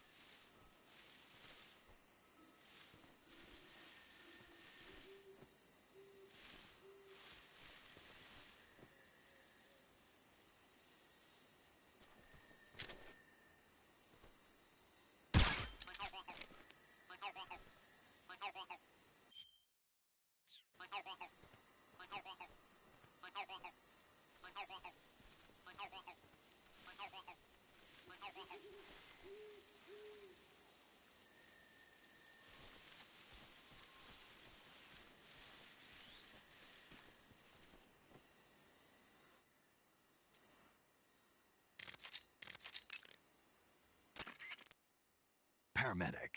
Snake, it's so good to hear from you again. Same here. It's been a week, hasn't it? 4 days, actually. Huh? I visited you in the hospital. You were still unconscious, though. Then you must have seen me naked. Yeah, but you were all wrapped up in bandages and tubes, so I couldn't do anything but look. Better luck next time. Let's hope so.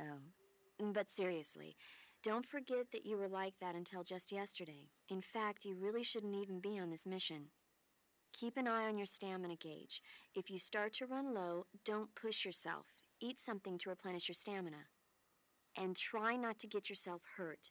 If you're wounded or get bitten by a venomous animal, go into the survival viewer immediately and treat yourself using Cure. Yeah. I can see you still know how to nag. You're welcome. And I can see you still don't know when to keep your mouth shut. Maybe so. By the way, I heard you're going to lose your medical license if this mission fails. Yes, there was talk of that, but the mission won't fail, will it? Of course not. Good. I believe in you. But you know what? I really don't care about my medical license. Didn't they use that to force you to participate in this operation? No, I volunteered. Why? So that I could watch over you. Huh. Snake, you're the best agent I've ever seen. But you push yourself too hard. You're reckless. Someone has to stop you from getting into trouble, to make sure you and the boss don't kill each other. So that's why I volunteered. I mean, you couldn't ask for a better guardian angel than me, right? Thanks. Stop right there. Huh? You can thank me when you get back. All right.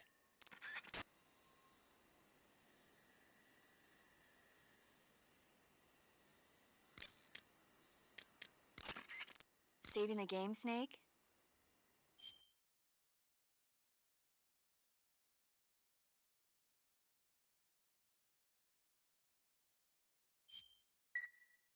Hey, Snake, you ever heard of Godzilla, King of Monsters? No, what is it? It's a movie. You haven't seen it? Nope. It's about this monster called Godzilla, who grows to an enormous size in a nuclear test and goes on a rampage in Tokyo. Nuclear test, huh? Then the Marshall Islands must be crawling with giant monsters right about now. It's just make-believe. Maybe that's why my pants have been so tight lately. Snake, it's a movie, not a report out of Los Alamos. I know. So then what happened? Godzilla is immune to all weapons, and humanity has no way to stop the monster. Dr. Shirazawa develops a new type of weapon, but meanwhile Godzilla is getting closer and closer to Tokyo, obliterating everything in his path. It was originally a Japanese movie, but they made an American version too. I recommend seeing the original Japanese one if you ever get the chance. It's mostly mindless fun, but it's also got a serious anti-nuke message as well. Where can I see the original? You'll just have to go to Japan. Really? That's too bad. If you wait 40 years, you might be able to see it in America too. It might even win awards all across the globe in 60 years. Why's that? 2024 will be Godzilla's 70th birthday. You think they're still going to be making Godzilla movies then? Of course. Everybody loves Godzilla. You sure know a lot about movies. I don't suppose you're the movie-watching type, are you? Not really. Okay, then I'll tell you everything I know. When the going gets tough, movies can save your life. It's always good to be able to look at things from a different perspective when you get in a jam. That's the magic of movies. No kidding. Well, I guess it might at least make a nice distraction. That's the spirit, Snake. Have a little fun.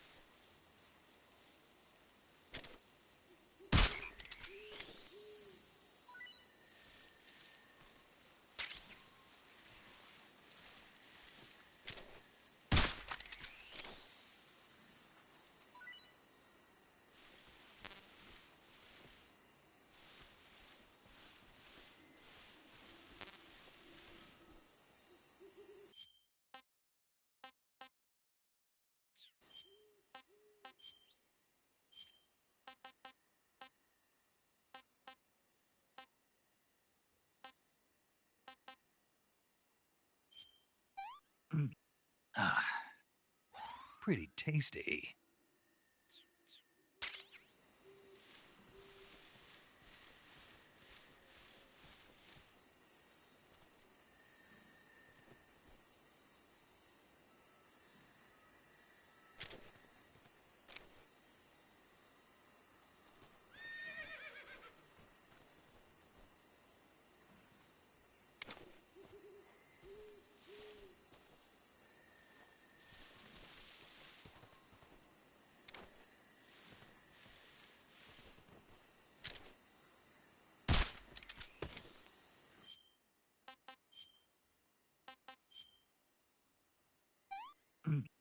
Ah, tasty.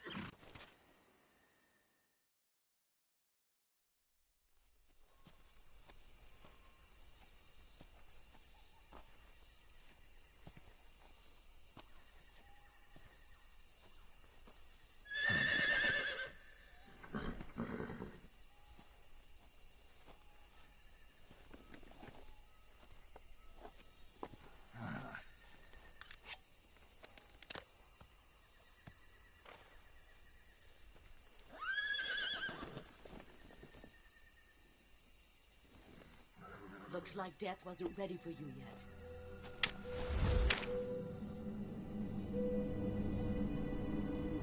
Boss. That arm still hurt?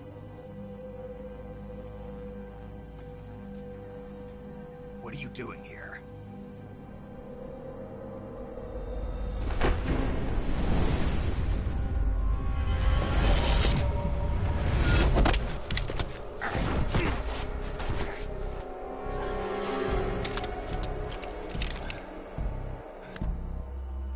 Go home.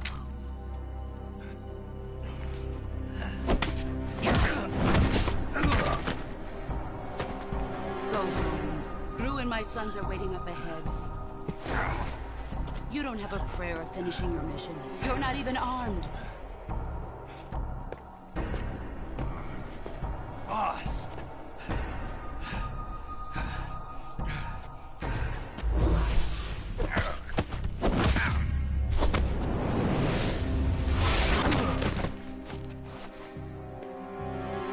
I'm not your boss anymore. There's nothing for you here. Go home. Go back to your boss. There's no need to prove that you are virtuous here. This isn't America.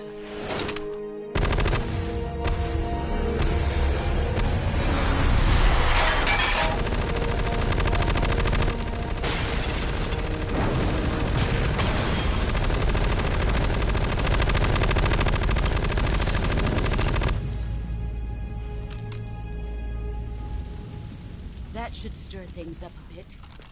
You'd better hurry.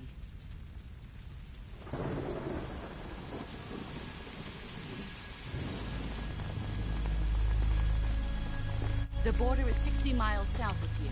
You ought to be able to run that far.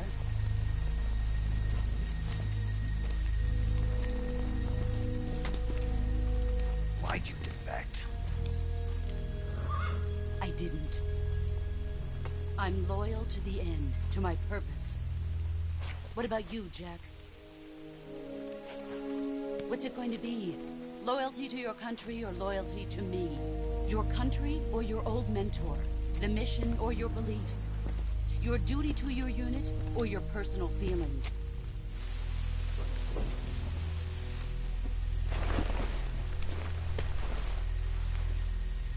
You don't know the truth yet.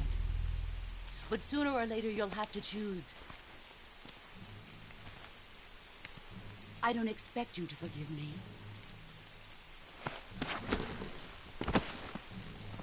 But you can't defeat me either. You know me too well.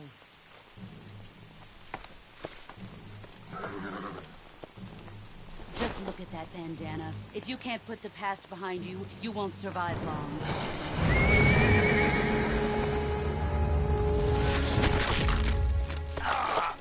If we meet again, I'll kill you.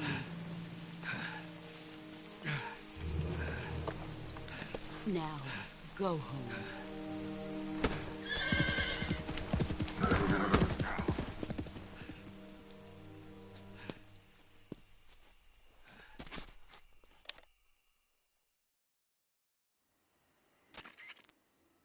This is Snake. Major Zero. I read you, Snake. I was ambushed by the boss. You were what? The drone's been shot to hell.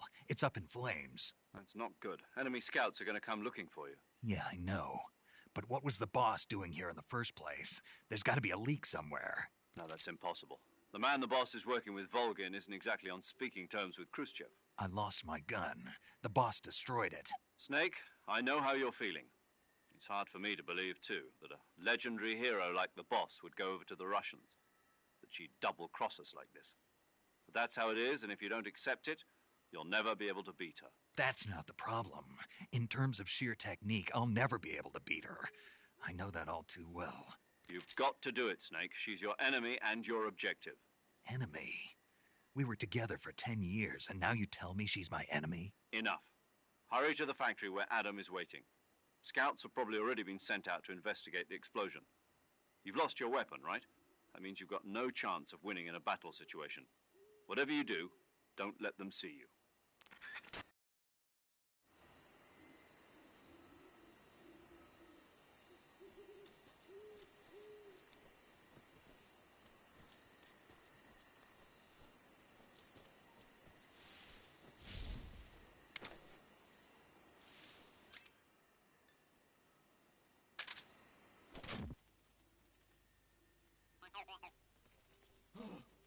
What's this? HQ? This is HQ. Patrol here. We have evidence of an enemy intruder. Commence alert formation. What's wrong? What's going on? Respond. There's something wrong. Support unit, confirm their status.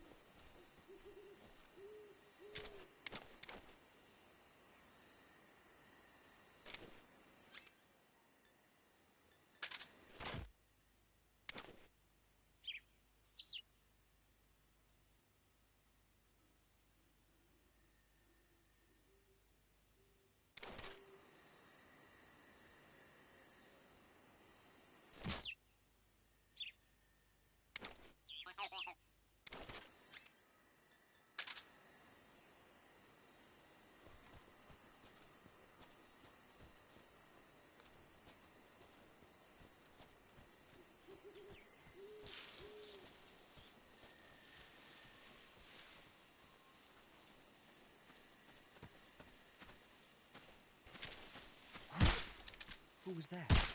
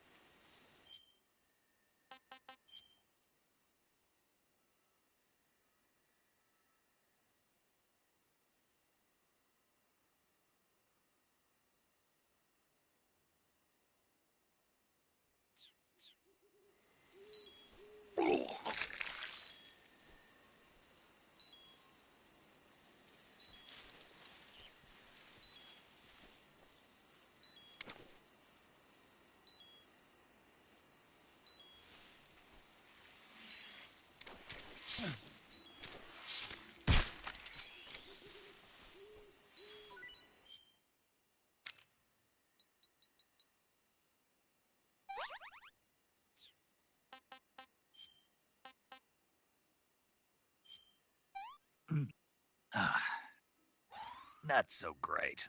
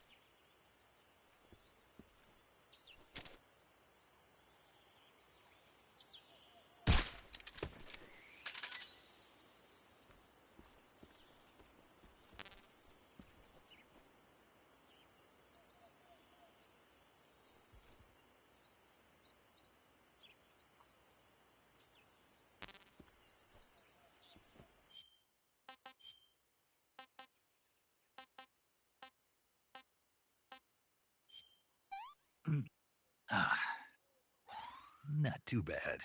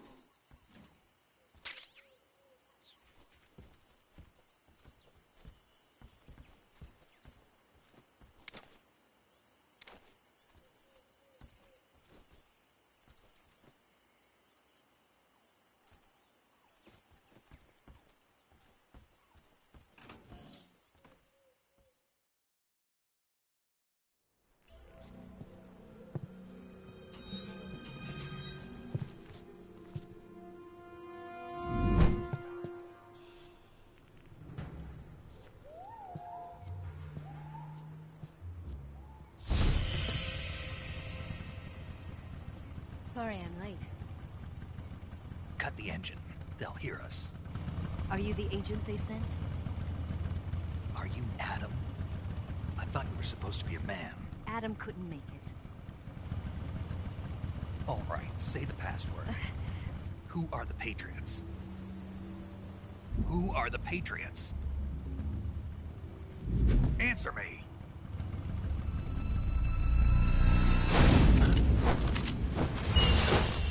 Trapped.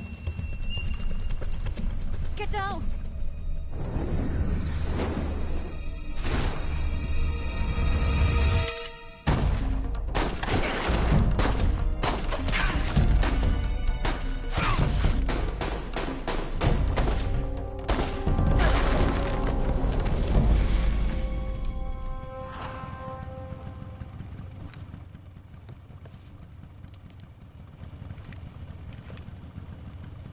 There is your answer.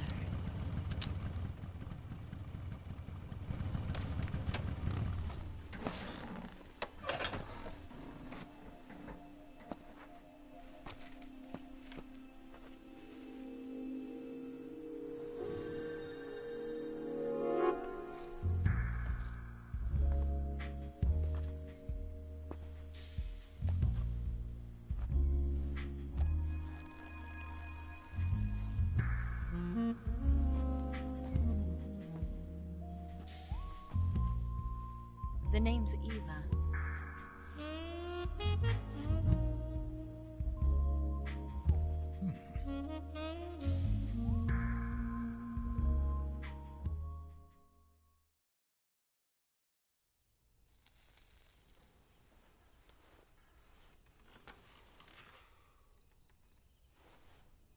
This wasn't part of the plan.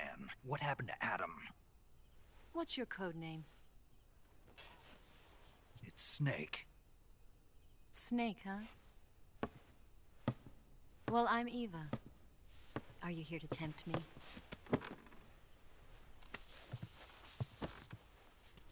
What happened to Adam? Colonel Volgan is a very suspicious man. He decided Adam wasn't the right person for this mission. And you were? Yes. Why? Because I can do things he can't. I heard you used to be a codebreaker for the NSA. I was. 4 years ago, I defected to the Soviet Union with Adam. Mauser military. The broom handle. It packs quite a punch. Nice to have when you're on a bike.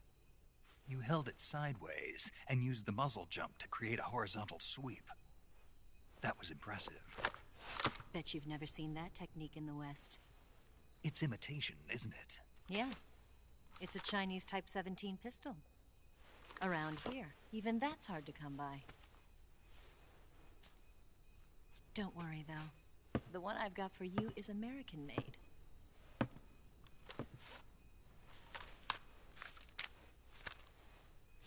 .45, huh?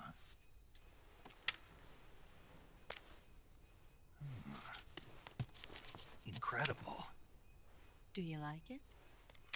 The feeding ramp is polished to a mirror sheen.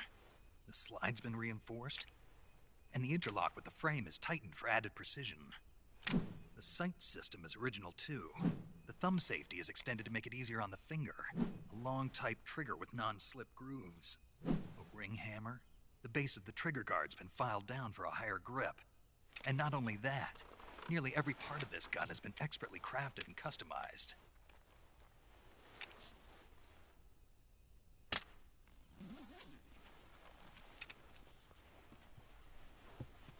Where'd you get something like this? I grabbed it from a Western munitions armory. It probably used to belong to one of your officers, and there are more where that came from.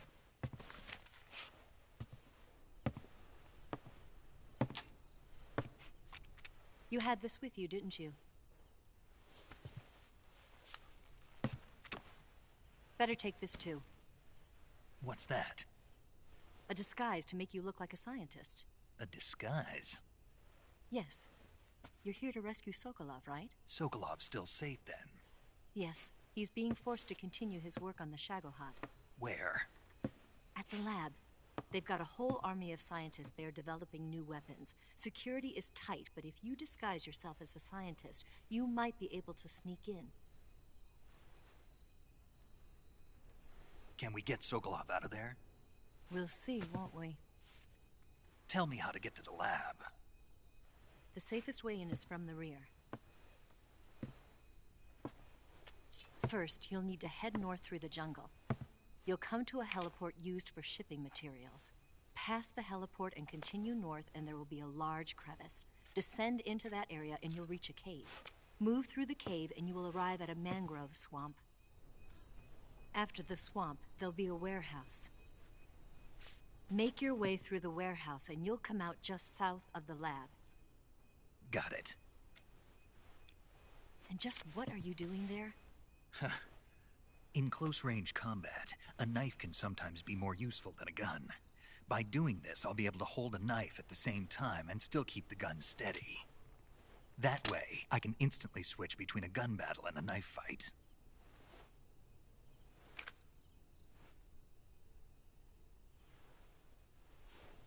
Right, let's get going. Wait a minute. What now? You must be tired. Why don't you take a little rest? I'll be fine. You'll never make it in your condition. It's a jungle out there. There's still an hour before dawn. It's dangerous to be out in the jungle at night without a guide. What about you? I have to get back. I can't be gone for too long. They'll start to suspect something.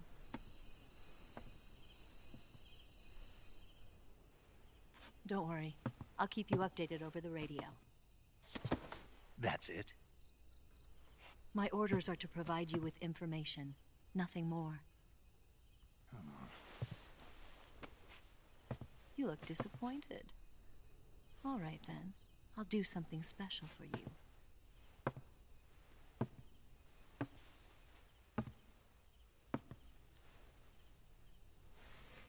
I'll stand watch until dawn. Now be a good boy and lie down.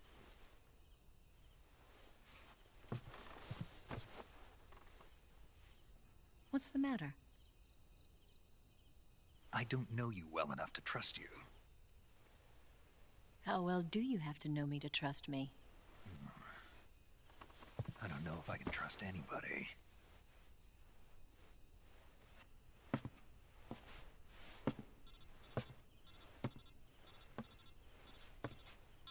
Gonna get that?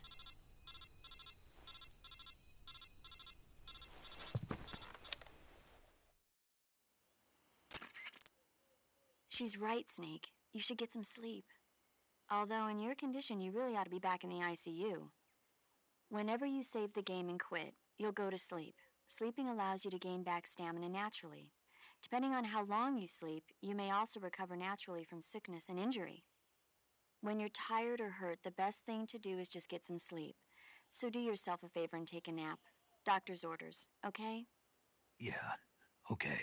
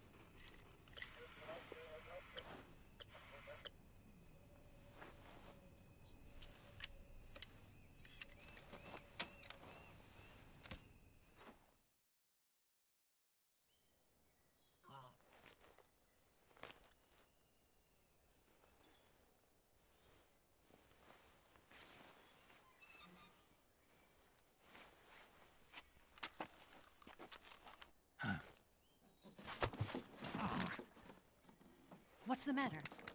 We're surrounded. I see 4 of them.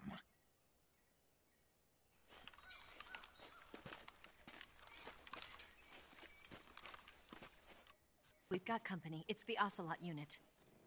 Let's get out of here. Hurry. Don't forget your gear. Here, give me a hand.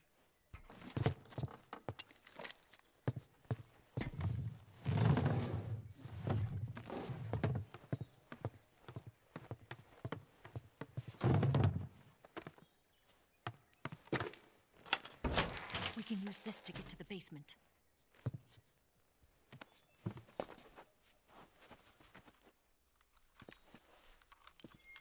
Damn it, Ocelot. I'll get past them on my bike. I'll call you later. Okay, I'll keep them busy. Huh? Don't go dying on me now.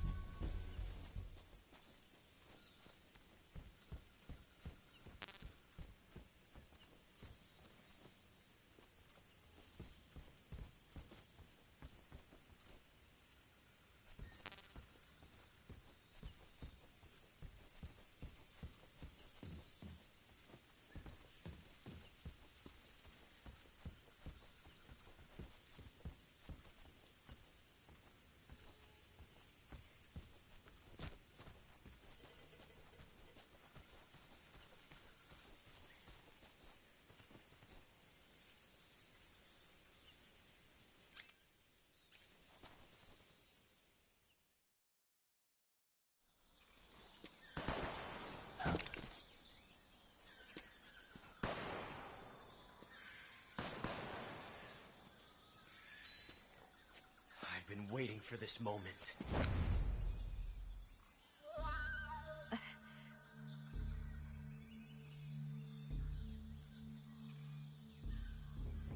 That's it. That's the stance. I don't think so. What? A female spy?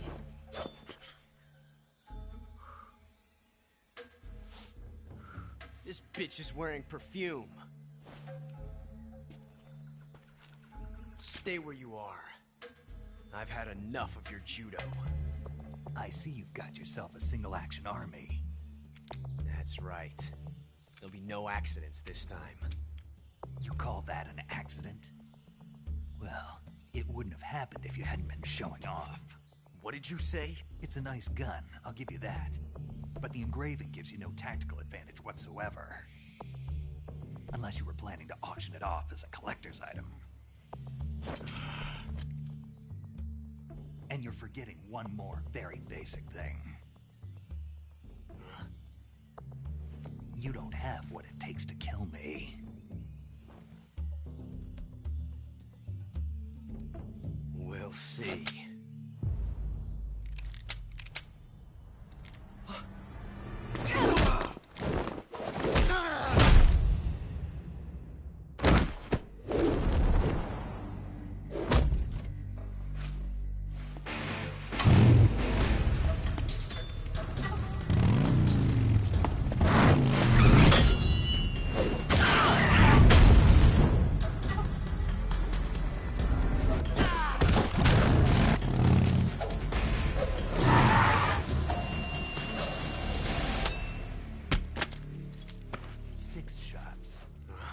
That thing only carries 6 shots. The Makarov carries 8. You have to get a feel for how many you have left.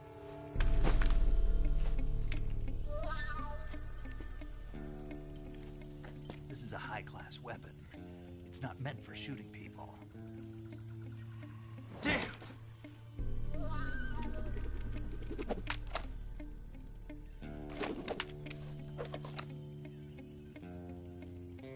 This isn't over yet. Don't. Why? He's still young. You'll regret stopping me. Damn it! I've got to get back before he does.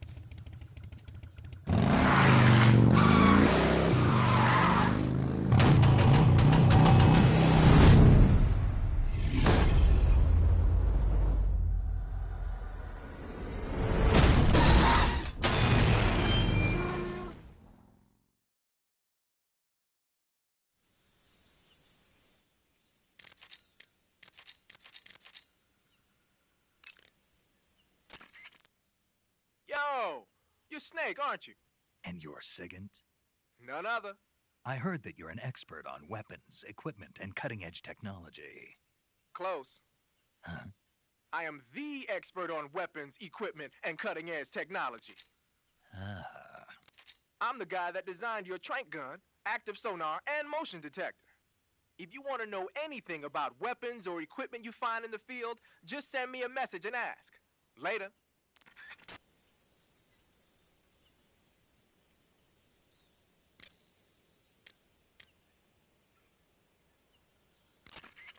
It looks like you've got rid of all the ocelots. Yeah. Now proceed with the rescue of Sokolov. According to Eva, you should start by going to the crevice to the north and... Can we trust her? What's that? Eva is with the KGB, isn't she? Can I really believe what she says? How do I know she won't double-cross me? There are no guarantees in espionage, Snake, only calculated guesses. At this point in time, the KGB stands nothing to gain by stabbing us in the back. So you're saying I can trust her? I'm saying the chance that she'll betray you is low. Ah. Of course, we checked the route she gave you against our own data. It looks like a pretty solid infiltration route. It makes good use of weak spots in the enemy's defenses. You shouldn't have any problems. Follow the route Eva showed you and proceed with the mission. Roger. First, enter the cave through the crevice. Eva said it was to the north, so head that way.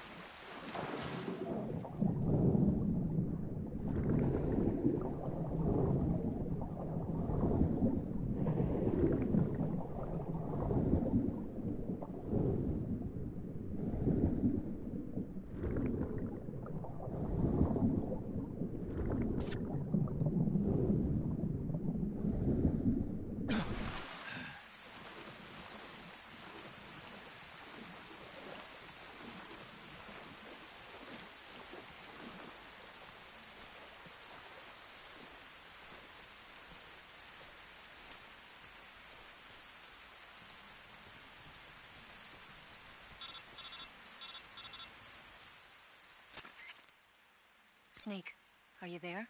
Eva, Did you miss me? did you make it without any trouble? No one saw me. So you're back with Vulcan. In a matter of speaking. What about the boss? Yeah, she's here too. Better be careful. Thanks, I will. The boss and I get along pretty well, though. I guess we traitors have a lot in common. Why would anyone want to defect? Betraying your country like that, I just don't get it. Are you talking about the boss? Why do you do it? Weren't you born and raised in America? Yes, in a small rural town.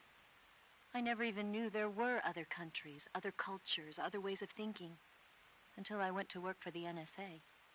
And one day, I'd found I'd lost faith in the things I'd been taking for granted. What did you see? What was it that made you want to change sides? You wouldn't believe me if I told you. Try me. I saw the universe. The universe? Not the actual universe. The universe as the intelligence community sees it. I realized that the gravity in this universe was holding me back. That's all. People and countries are both changed by their environment and by the times. That sounds like what the boss was saying. There's a world of difference between this country and America. But it's only a difference of position, a difference of perspective. Coming here made me realize something. Half of what I'd been told was a complete and utter lie. The other half was a conveniently constructed lie. Where's the truth, then? It's hidden in the lies. Are you lying, too? Who knows? I've been trained to make even the most severe falsehood sound like the honest truth. Weren't you? No. I believe because I have to, even if it is a lie. That's part of my mission. I'll have to remember that. If you need me, give me a call on the radio. My frequency is 142.52. See ya.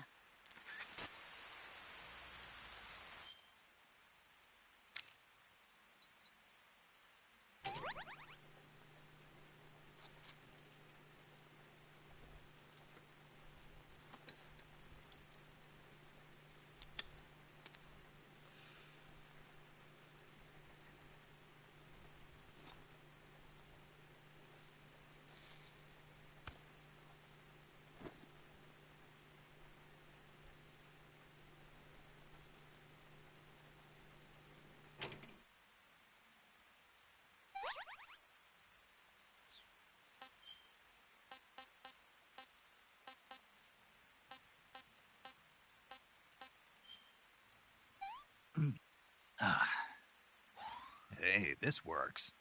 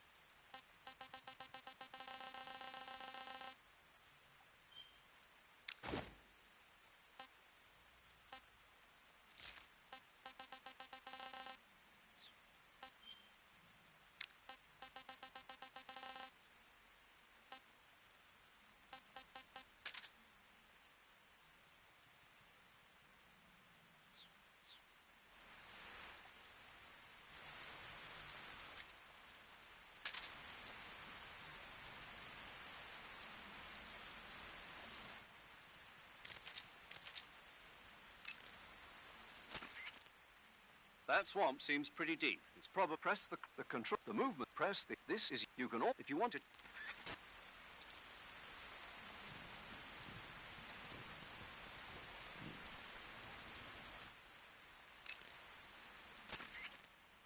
Snake, you'll be helpless if a crocodile attacks you in the water. You can't see, also...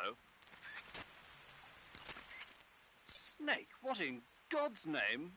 How does it look? It looks cool. Huh? It looks cool on you. It does? Yeah. I don't think cool is the right word. Why? What's wrong with it? What's wrong? Don't you think it looks silly? Doesn't it make you laugh? Aren't you going to ask me what the hell I was thinking? No. Oh. I think it really does look good. It reminds me of the alligator people. Oh, the... what? The Alligator People. It's a science fiction movie. You've never heard of it? No. Oh, well, you should see it sometime. It's about this guy who gets hurt in a car accident and tries to heal his wounds by injecting himself with a crocodile serum, but then his head turns into a crocodile head. You look just like him with the mask on. That's awesome! Right. Huh? Oh, never mind. I suppose you might be able to disguise yourself as a crocodile by wearing that cap and sticking your head out of the water. Hey, Snake, remember back at the abandoned factory when you whittled the grip of that 45 down? Yeah. I've never heard of a customization like that before. Why the grip? To fit it with a knife. A knife?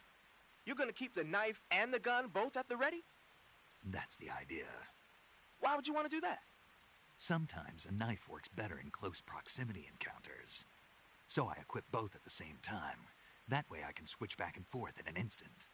Badass. So that's that. CQC. Sounds like the Cobra Unit's members' names came from the specific emotions they each carry into battle. Emotions? Yeah. For unbearable torment, the pain. For true oblivion, the end. For infinite rage, the fury. For absolute terror, the fear. And for unsurpassed bliss, the joy. The joy? It's another name for the boss, because of the joy she feels in battle, I suppose. Ah. During the war, she had a partner named the Sorrow.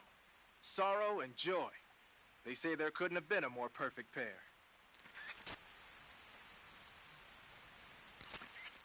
Snake, you said Eva said her Mauser was a Type 17, right? Yeah, what about it? That model was produced in the 1920s in a weapons lab in the Shaanxi province in China. The cartridge part sticks out lower than the original to accommodate 45 caliber rounds. The barrel and chamber are a little bit thicker too. But most telling of all, it's got Chinese characters engraved on both sides of the frame like you saw. And that firing stance Eva was talking about where you hold the gun horizontally, that's a trademark of the Chinese. Just like you were saying, when you're firing in full auto mode, the muzzle jump effect gives you a horizontal strafing motion. They say it's especially deadly in indoor and close-range mop-up actions.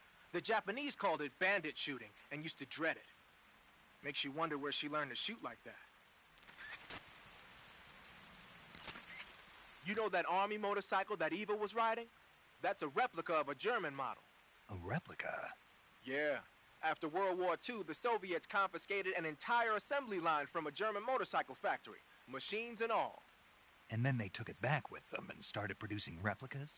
Exactly. Originally, that motorcycle was designed to be used with a sidecar attached. That means it's got enough power to drag a 200-plus pound sidecar around. So that's how she could pull off all those crazy stunts. Uh-huh. Of course, it takes a lot of skill to be able to control that much power. That Eva chick is something else. The Davy Crockett's that the boss took with her when she defected are mortars that fire nuclear warheads.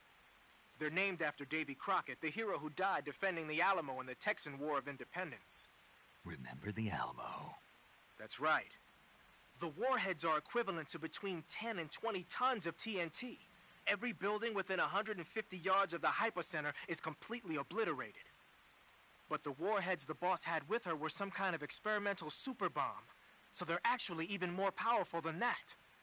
I don't even want to think about what would happen if she used it again. Snake, you know what you have to do. Yeah, I know. A cap shaped like a crocodile head, you say? Yeah. What do you think? I think it's a great idea. You know, animal disguises are one of the oldest tricks in the book in the intelligence world. I don't know whether it's true or not, but I've heard that during World War II, the OSS used to use cow suits.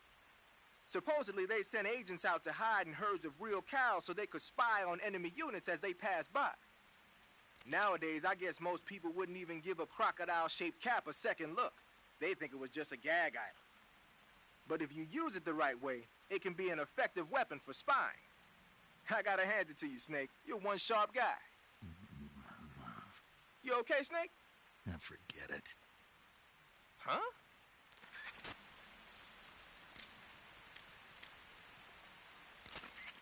That area is known as Chorny Prud. The name means something like the Black Shore in Russian. It got its name from the deep swamp that covers the area. The crocodiles in that swamp are extremely vicious. Apparently, they've already chewed up a bunch of soldiers out on patrol. Now no one even dares to go near the swamp. They said that most of the soldiers who were killed were attacked from behind while they were in the water. You be careful out there. Eva, what kind of unit are those ocelots I fought a little while ago? The Ocelot unit is an elite group composed of soldiers handpicked from among the ranks of Spetsnaz, the Special Forces wing of GRU. They've undergone even more rigorous training than regular Spetsnaz. Their skill with weapons is the stuff of legends. You'll find they're much better shots than the rest of GRU. Watch yourself. The crevice that leads to the cave is still a ways to the north. Keep heading that way. The crocodiles in that swamp are extremely vicious. Apparently, they've already chewed up a bunch of... They said that... The crevice that leads...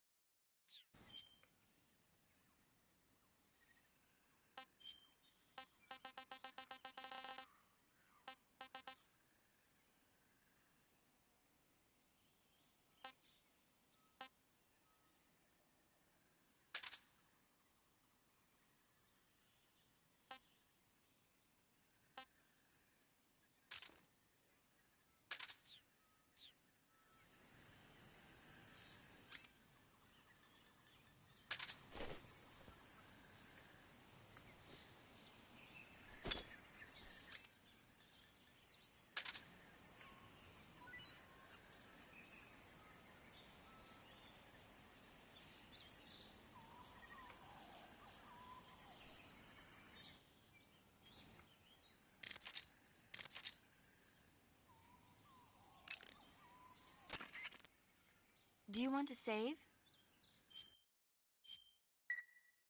Snake, do you know the creature from the Black Lagoon? Nope, never heard of it. These scientists are investigating a place deep in the Amazon called the Black Lagoon, and they get picked off one after the other by this fishman thing. And there was this scene when the heroine is going for a swim, and the creature sneaks up on her from underwater. Oh, I thought my heart was going to stop. I mean, of course, the 3D effects in It Came from Outer Space were a lot more intense, but... It wouldn't be referring to you coming from outer space, would it? How rude! Why do you say that? Because no one on Earth could be as charming as you. Fine. I'll just get to the point, Snake. Be careful of what's around you when you're in the water. Just imagining you swimming in those jungle rivers makes me think of you being attacked by a fish man. I appreciate the concern. Fishmen aren't the only things that'll attack you in the water. Really be careful out there.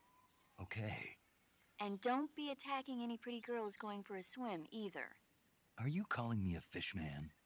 You started it.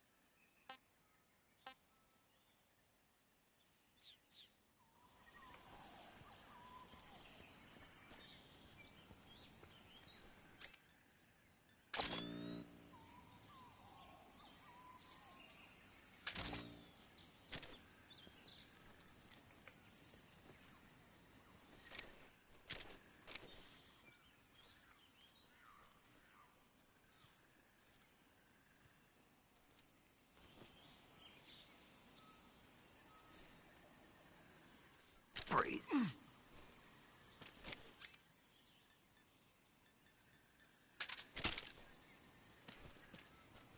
Don't shoot!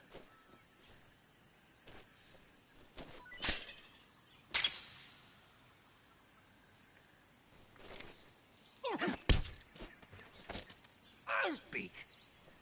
If you shoot the barbed wire fence power source... Answer me. Request to call off alert 143.03.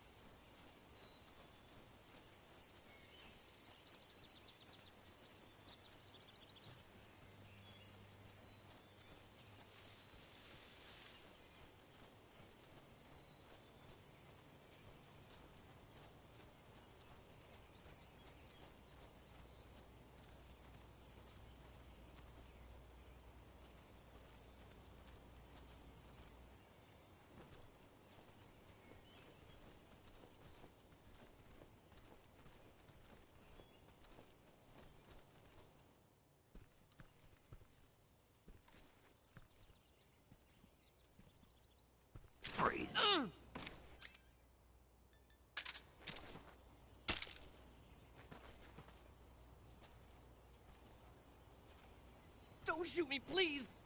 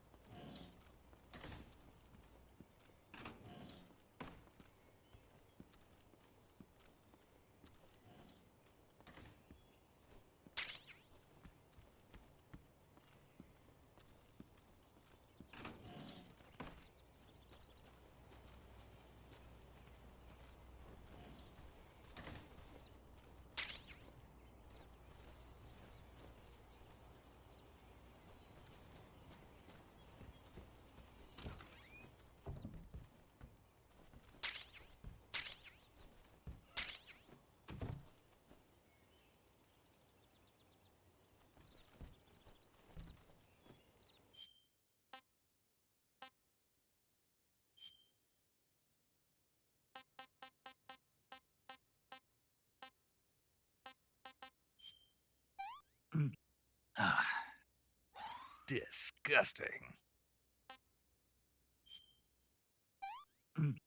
Ah, I want some more.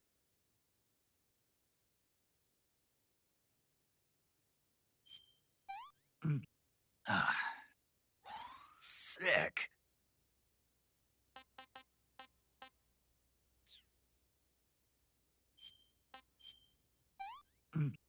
Ah, hey, this works.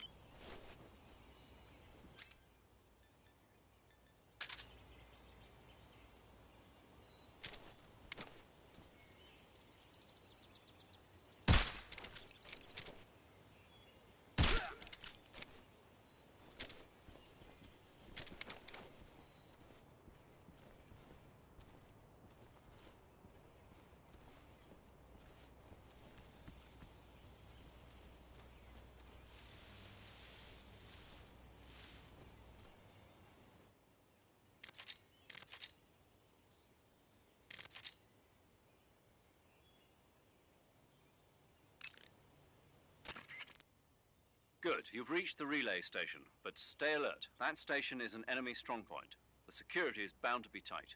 But there's no other way to get to the crevice if I don't make it through. Exactly. The crevice leading to the cave is in the north of that area. Find a way to slip past the enemy and head north.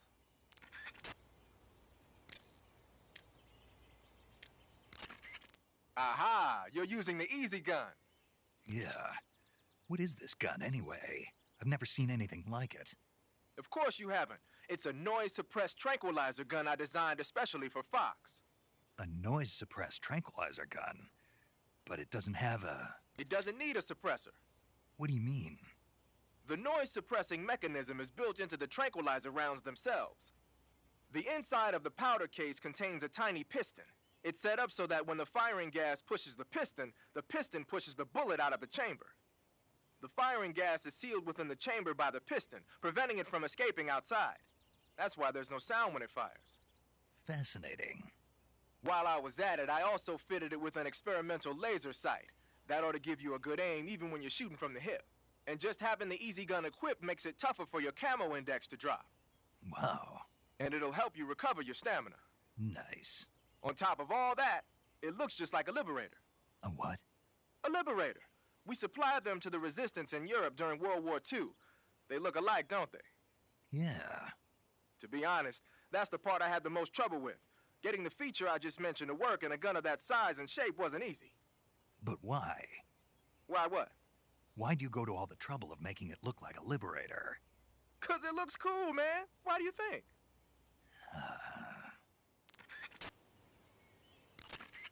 Looks like you're using splitter face paint. Splitter is an indoor face paint. Painting your face with splitter should help you blend in better when you're infiltrating a building. Pattern clothing, face paint, tactical movements. These are the elements of camouflage that will allow you to deceive your enemy. To camouflage your, then choose, make sure and choose.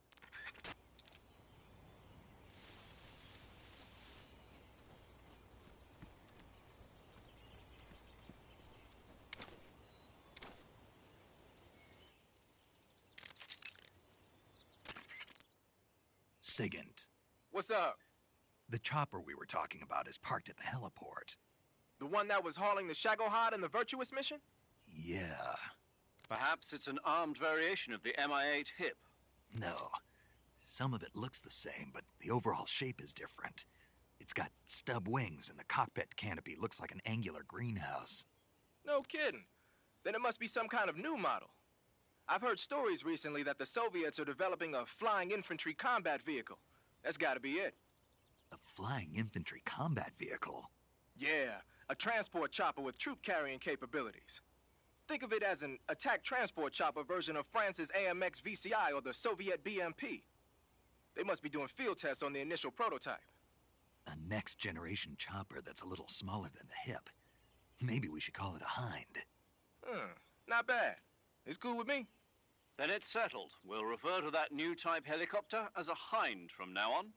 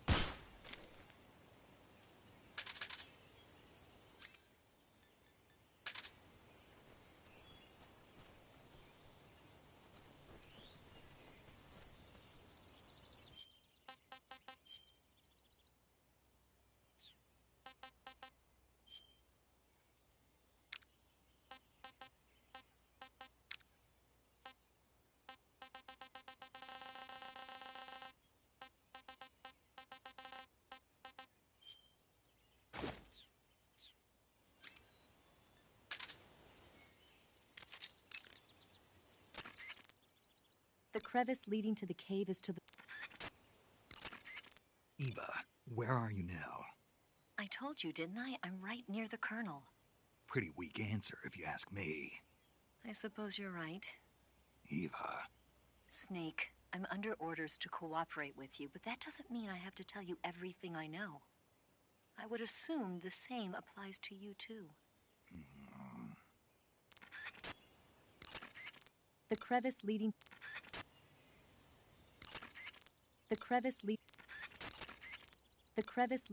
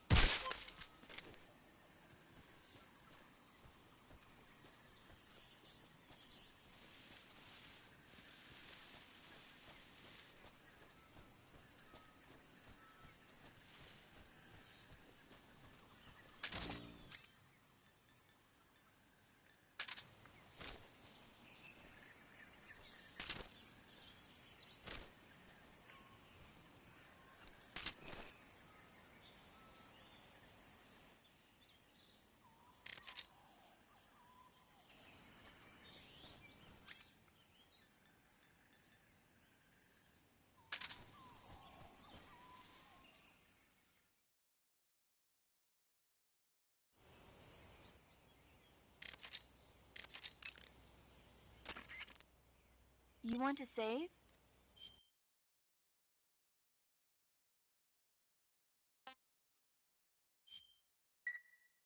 Snake, have you heard of It Came from Outer Space? Yeah, you told me already. So this astronomer sees a meteor, but it's really an alien spaceship, right? And the aliens start replacing the townspeople with clones and forcing them to help repair the ship. The 3D effects were quite realistic. I've got all the real I can handle here in the jungle. No, you don't get it. Precisely because it's realistic, with the images jumping out of the screen at you, it makes for a nice escape from reality. I have to admit it made my eyes tired, but it was really intense. Unfortunately, they don't make very many of those movies anymore. When did it come out? I was still in college, so probably about 10 years ago? Guess I'm out of luck then. You know, they're coming out with household versions of video cassette recorders. One day you'll be able to see old movies anytime you want. It'll be like having a movie theater in your own home. Really? It's like if you had a record with movie film etched onto it instead of music. It'll work the same way. You're kidding. No, really. And someday they might make movies where you control the characters yourself. Sounds like magic. It'll happen. Make sure you stay alive to see it, Snake.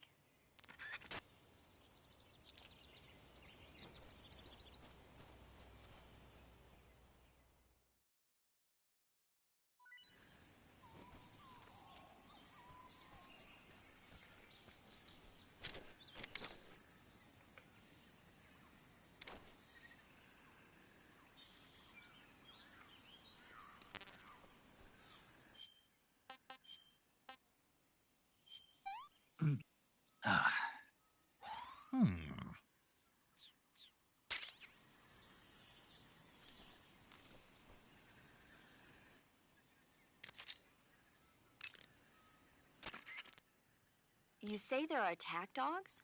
Those attack dogs are Great Dane. The breed is, they've got a, in some... Interesting. Forget it. Forget what? You were thinking about how... I... Don't lie. You can't... No, but I can...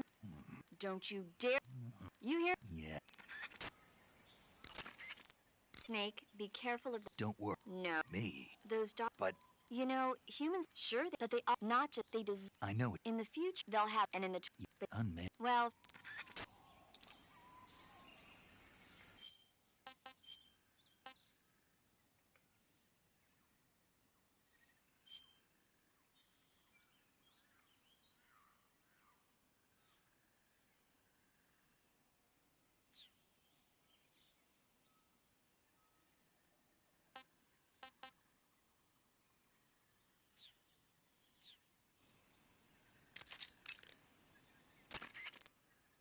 Snake, it looks like they've got a attack dog. They're take.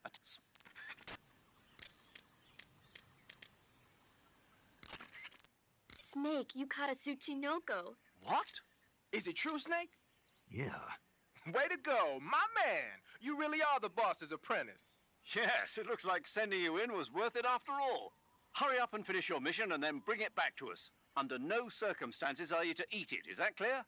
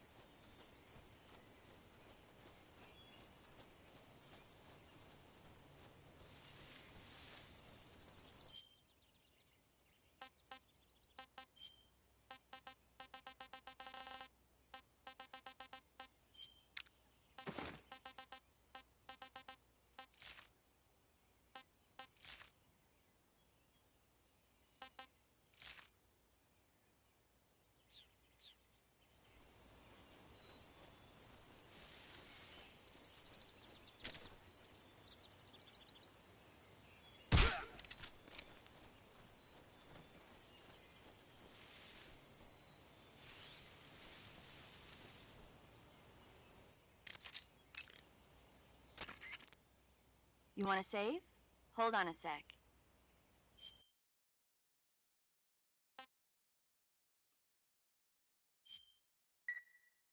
Hey, Snake, have you ever seen Forbidden Planet? No, can't say I have. It's about this expedition that goes to the planet Altair 4 in an ultra-fast spaceship. When they arrive, they meet the survivor of the last expedition, Dr. Morbius.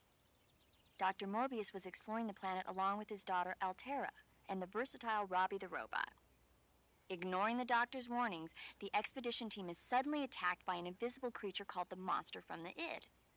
The special effects they used for the science stuff were really neat. I wish I had a robot like Robbie that could make anything I wanted it to. I'm more interested in that invisible monster. If I were invisible, I wouldn't have to bother hiding or wearing camouflage. Maybe someday you'll be able to turn invisible. Yeah, that'll be the day.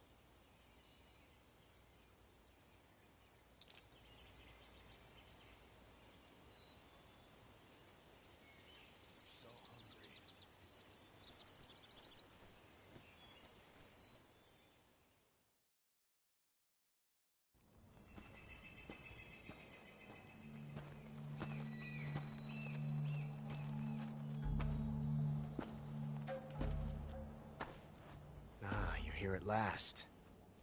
Looks like the boss's info was right.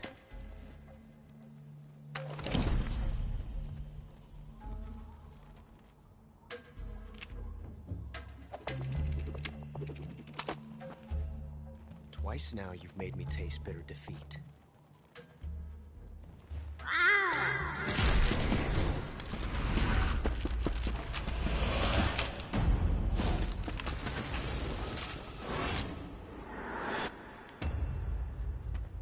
I hate to disappoint the Cobras, but you're mine now. All of you, leave us.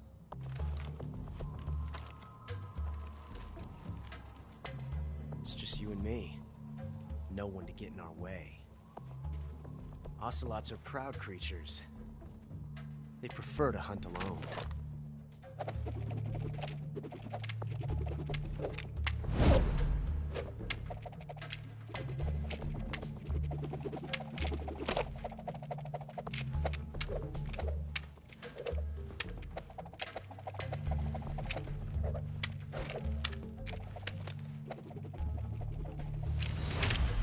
Shots.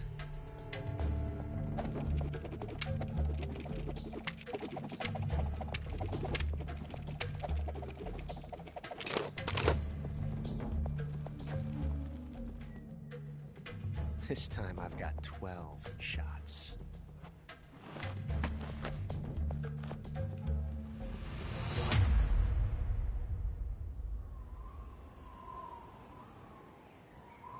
Okay.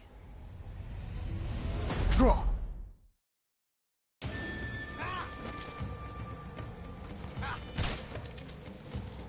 Major, coming here. Take this! Hold your fire! Sir, forgive me. Not bad.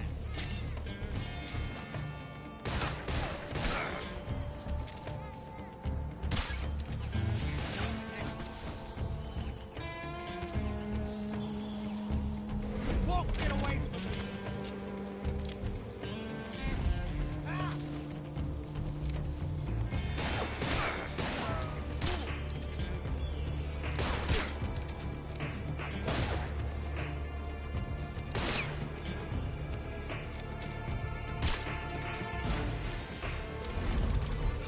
Felt a tension like this before.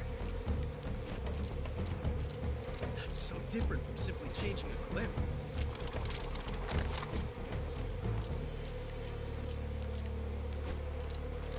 This reload time is exhilarating.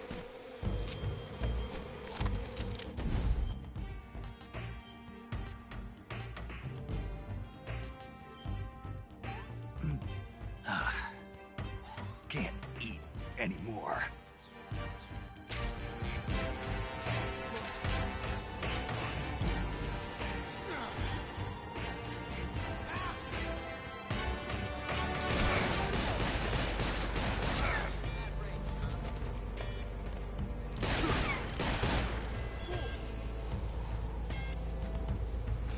Felt a tension like this before. That's so different from simply changing a clip.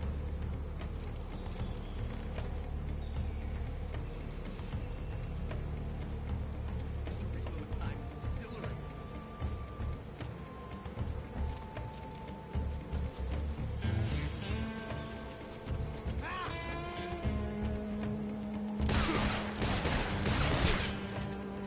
Not bad. A quick draw too. Yes! It's the heart of a duel.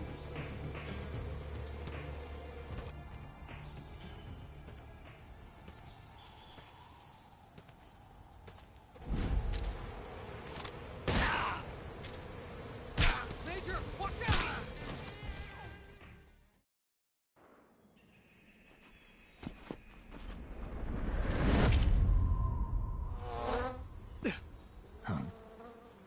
Damn it.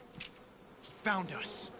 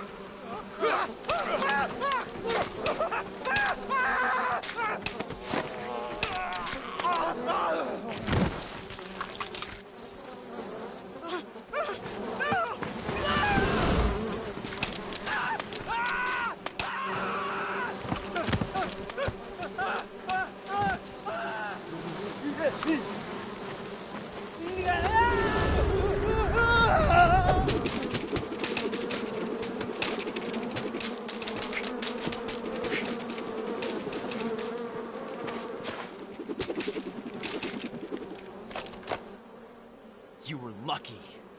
We'll meet again.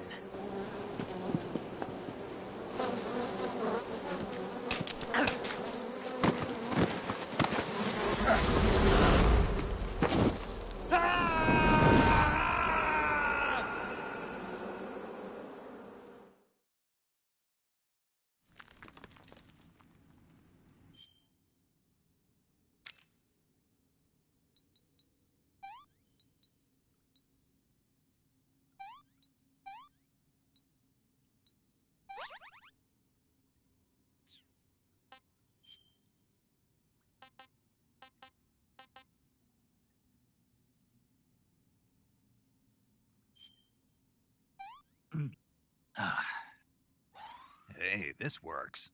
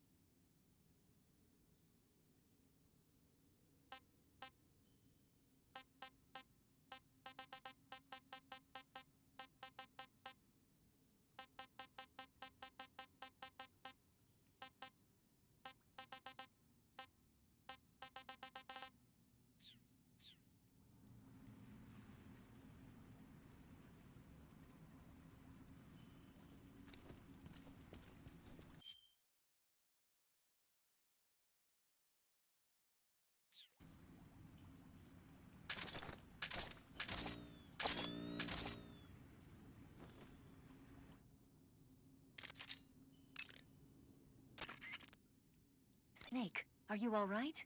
Yeah, just barely. What the hell were all those hornets? Most likely that was the pain, one of the cobras. I figured as much. Are they tracking me? I don't know. The cobras only take orders from the boss. Not even Volgin knows what they're really up to, so I don't know anything about them either. No kidding. I'll try and dig up as much as I can about them. You just focus on moving ahead. Go to the end of the cave and you'll come out in an aqueduct overgrown with mangroves. This leads to the Ponyzovier swamp. And Snake, be careful. That cave is pitch dark inside. Good. I did remember to tell you then. If it's completely dark and you need a light, try using a torch. I heard there's some emergency torches stored somewhere in that cave. Torches. Got it. So where are they? Huh? Where are the torches? How should I know? Go find them yourself. Snake, have you heard about the massacre that happened in the forest near the village of Gnezdovo? The Katyn Forest Massacre, right? During World War II, the German army came upon the bodies of 4,000 dead Polish in the forest of Katyn. Yeah, Germany blamed the Soviet Union, but the Soviet Union denied it, blaming Germany in return. The truth is that Stalin ordered the NKVD to carry out the killings. And it's not just Katyn. In places like Western Ukraine and Belarus, there must have been at least 20,000 Poles in the prison camps. Why are you telling me this? Volgin was one of the people responsible. He was one of the vicious leaders behind it. Volgin was? He blamed it on a prisoner revolt to allay any fears, and requested they be put to death. I've heard that Volgin even removed the blindfolds from each prisoner before he beat them to death. I knew he wasn't all there in the head, but this... Not someone you could be friends with. That cave is known as Chornaya Peshara. In Russian, Chornaya Peshara means the black cave from which cold wind blows. It's a magma cavern formed millions of years ago, back when Salinoyarsk was the site of volcanic activity. The structure of the cave is pretty complex, but you should be able to find the aqueduct if you keep moving inward. Head toward... If it's completely dark and you need a light, I heard there's some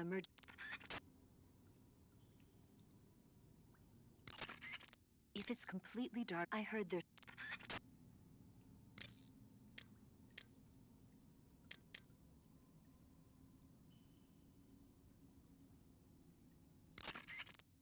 Ha!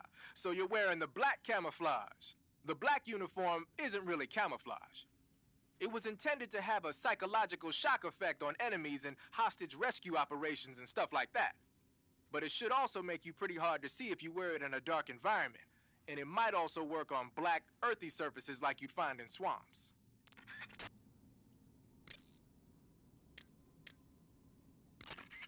If it's completely... I heard the... You want to save? Hold on a sec.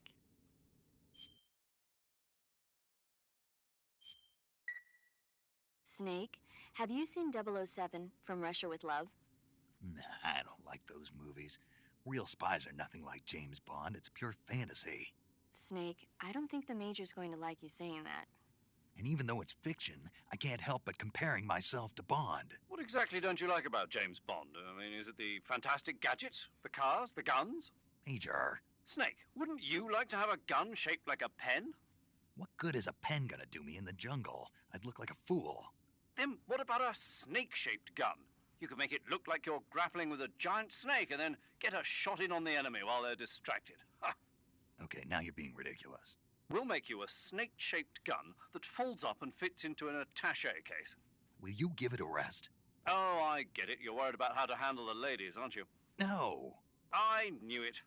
To tell you the truth, I don't like the idea of playing hanky-panky with enemy femme fatales either.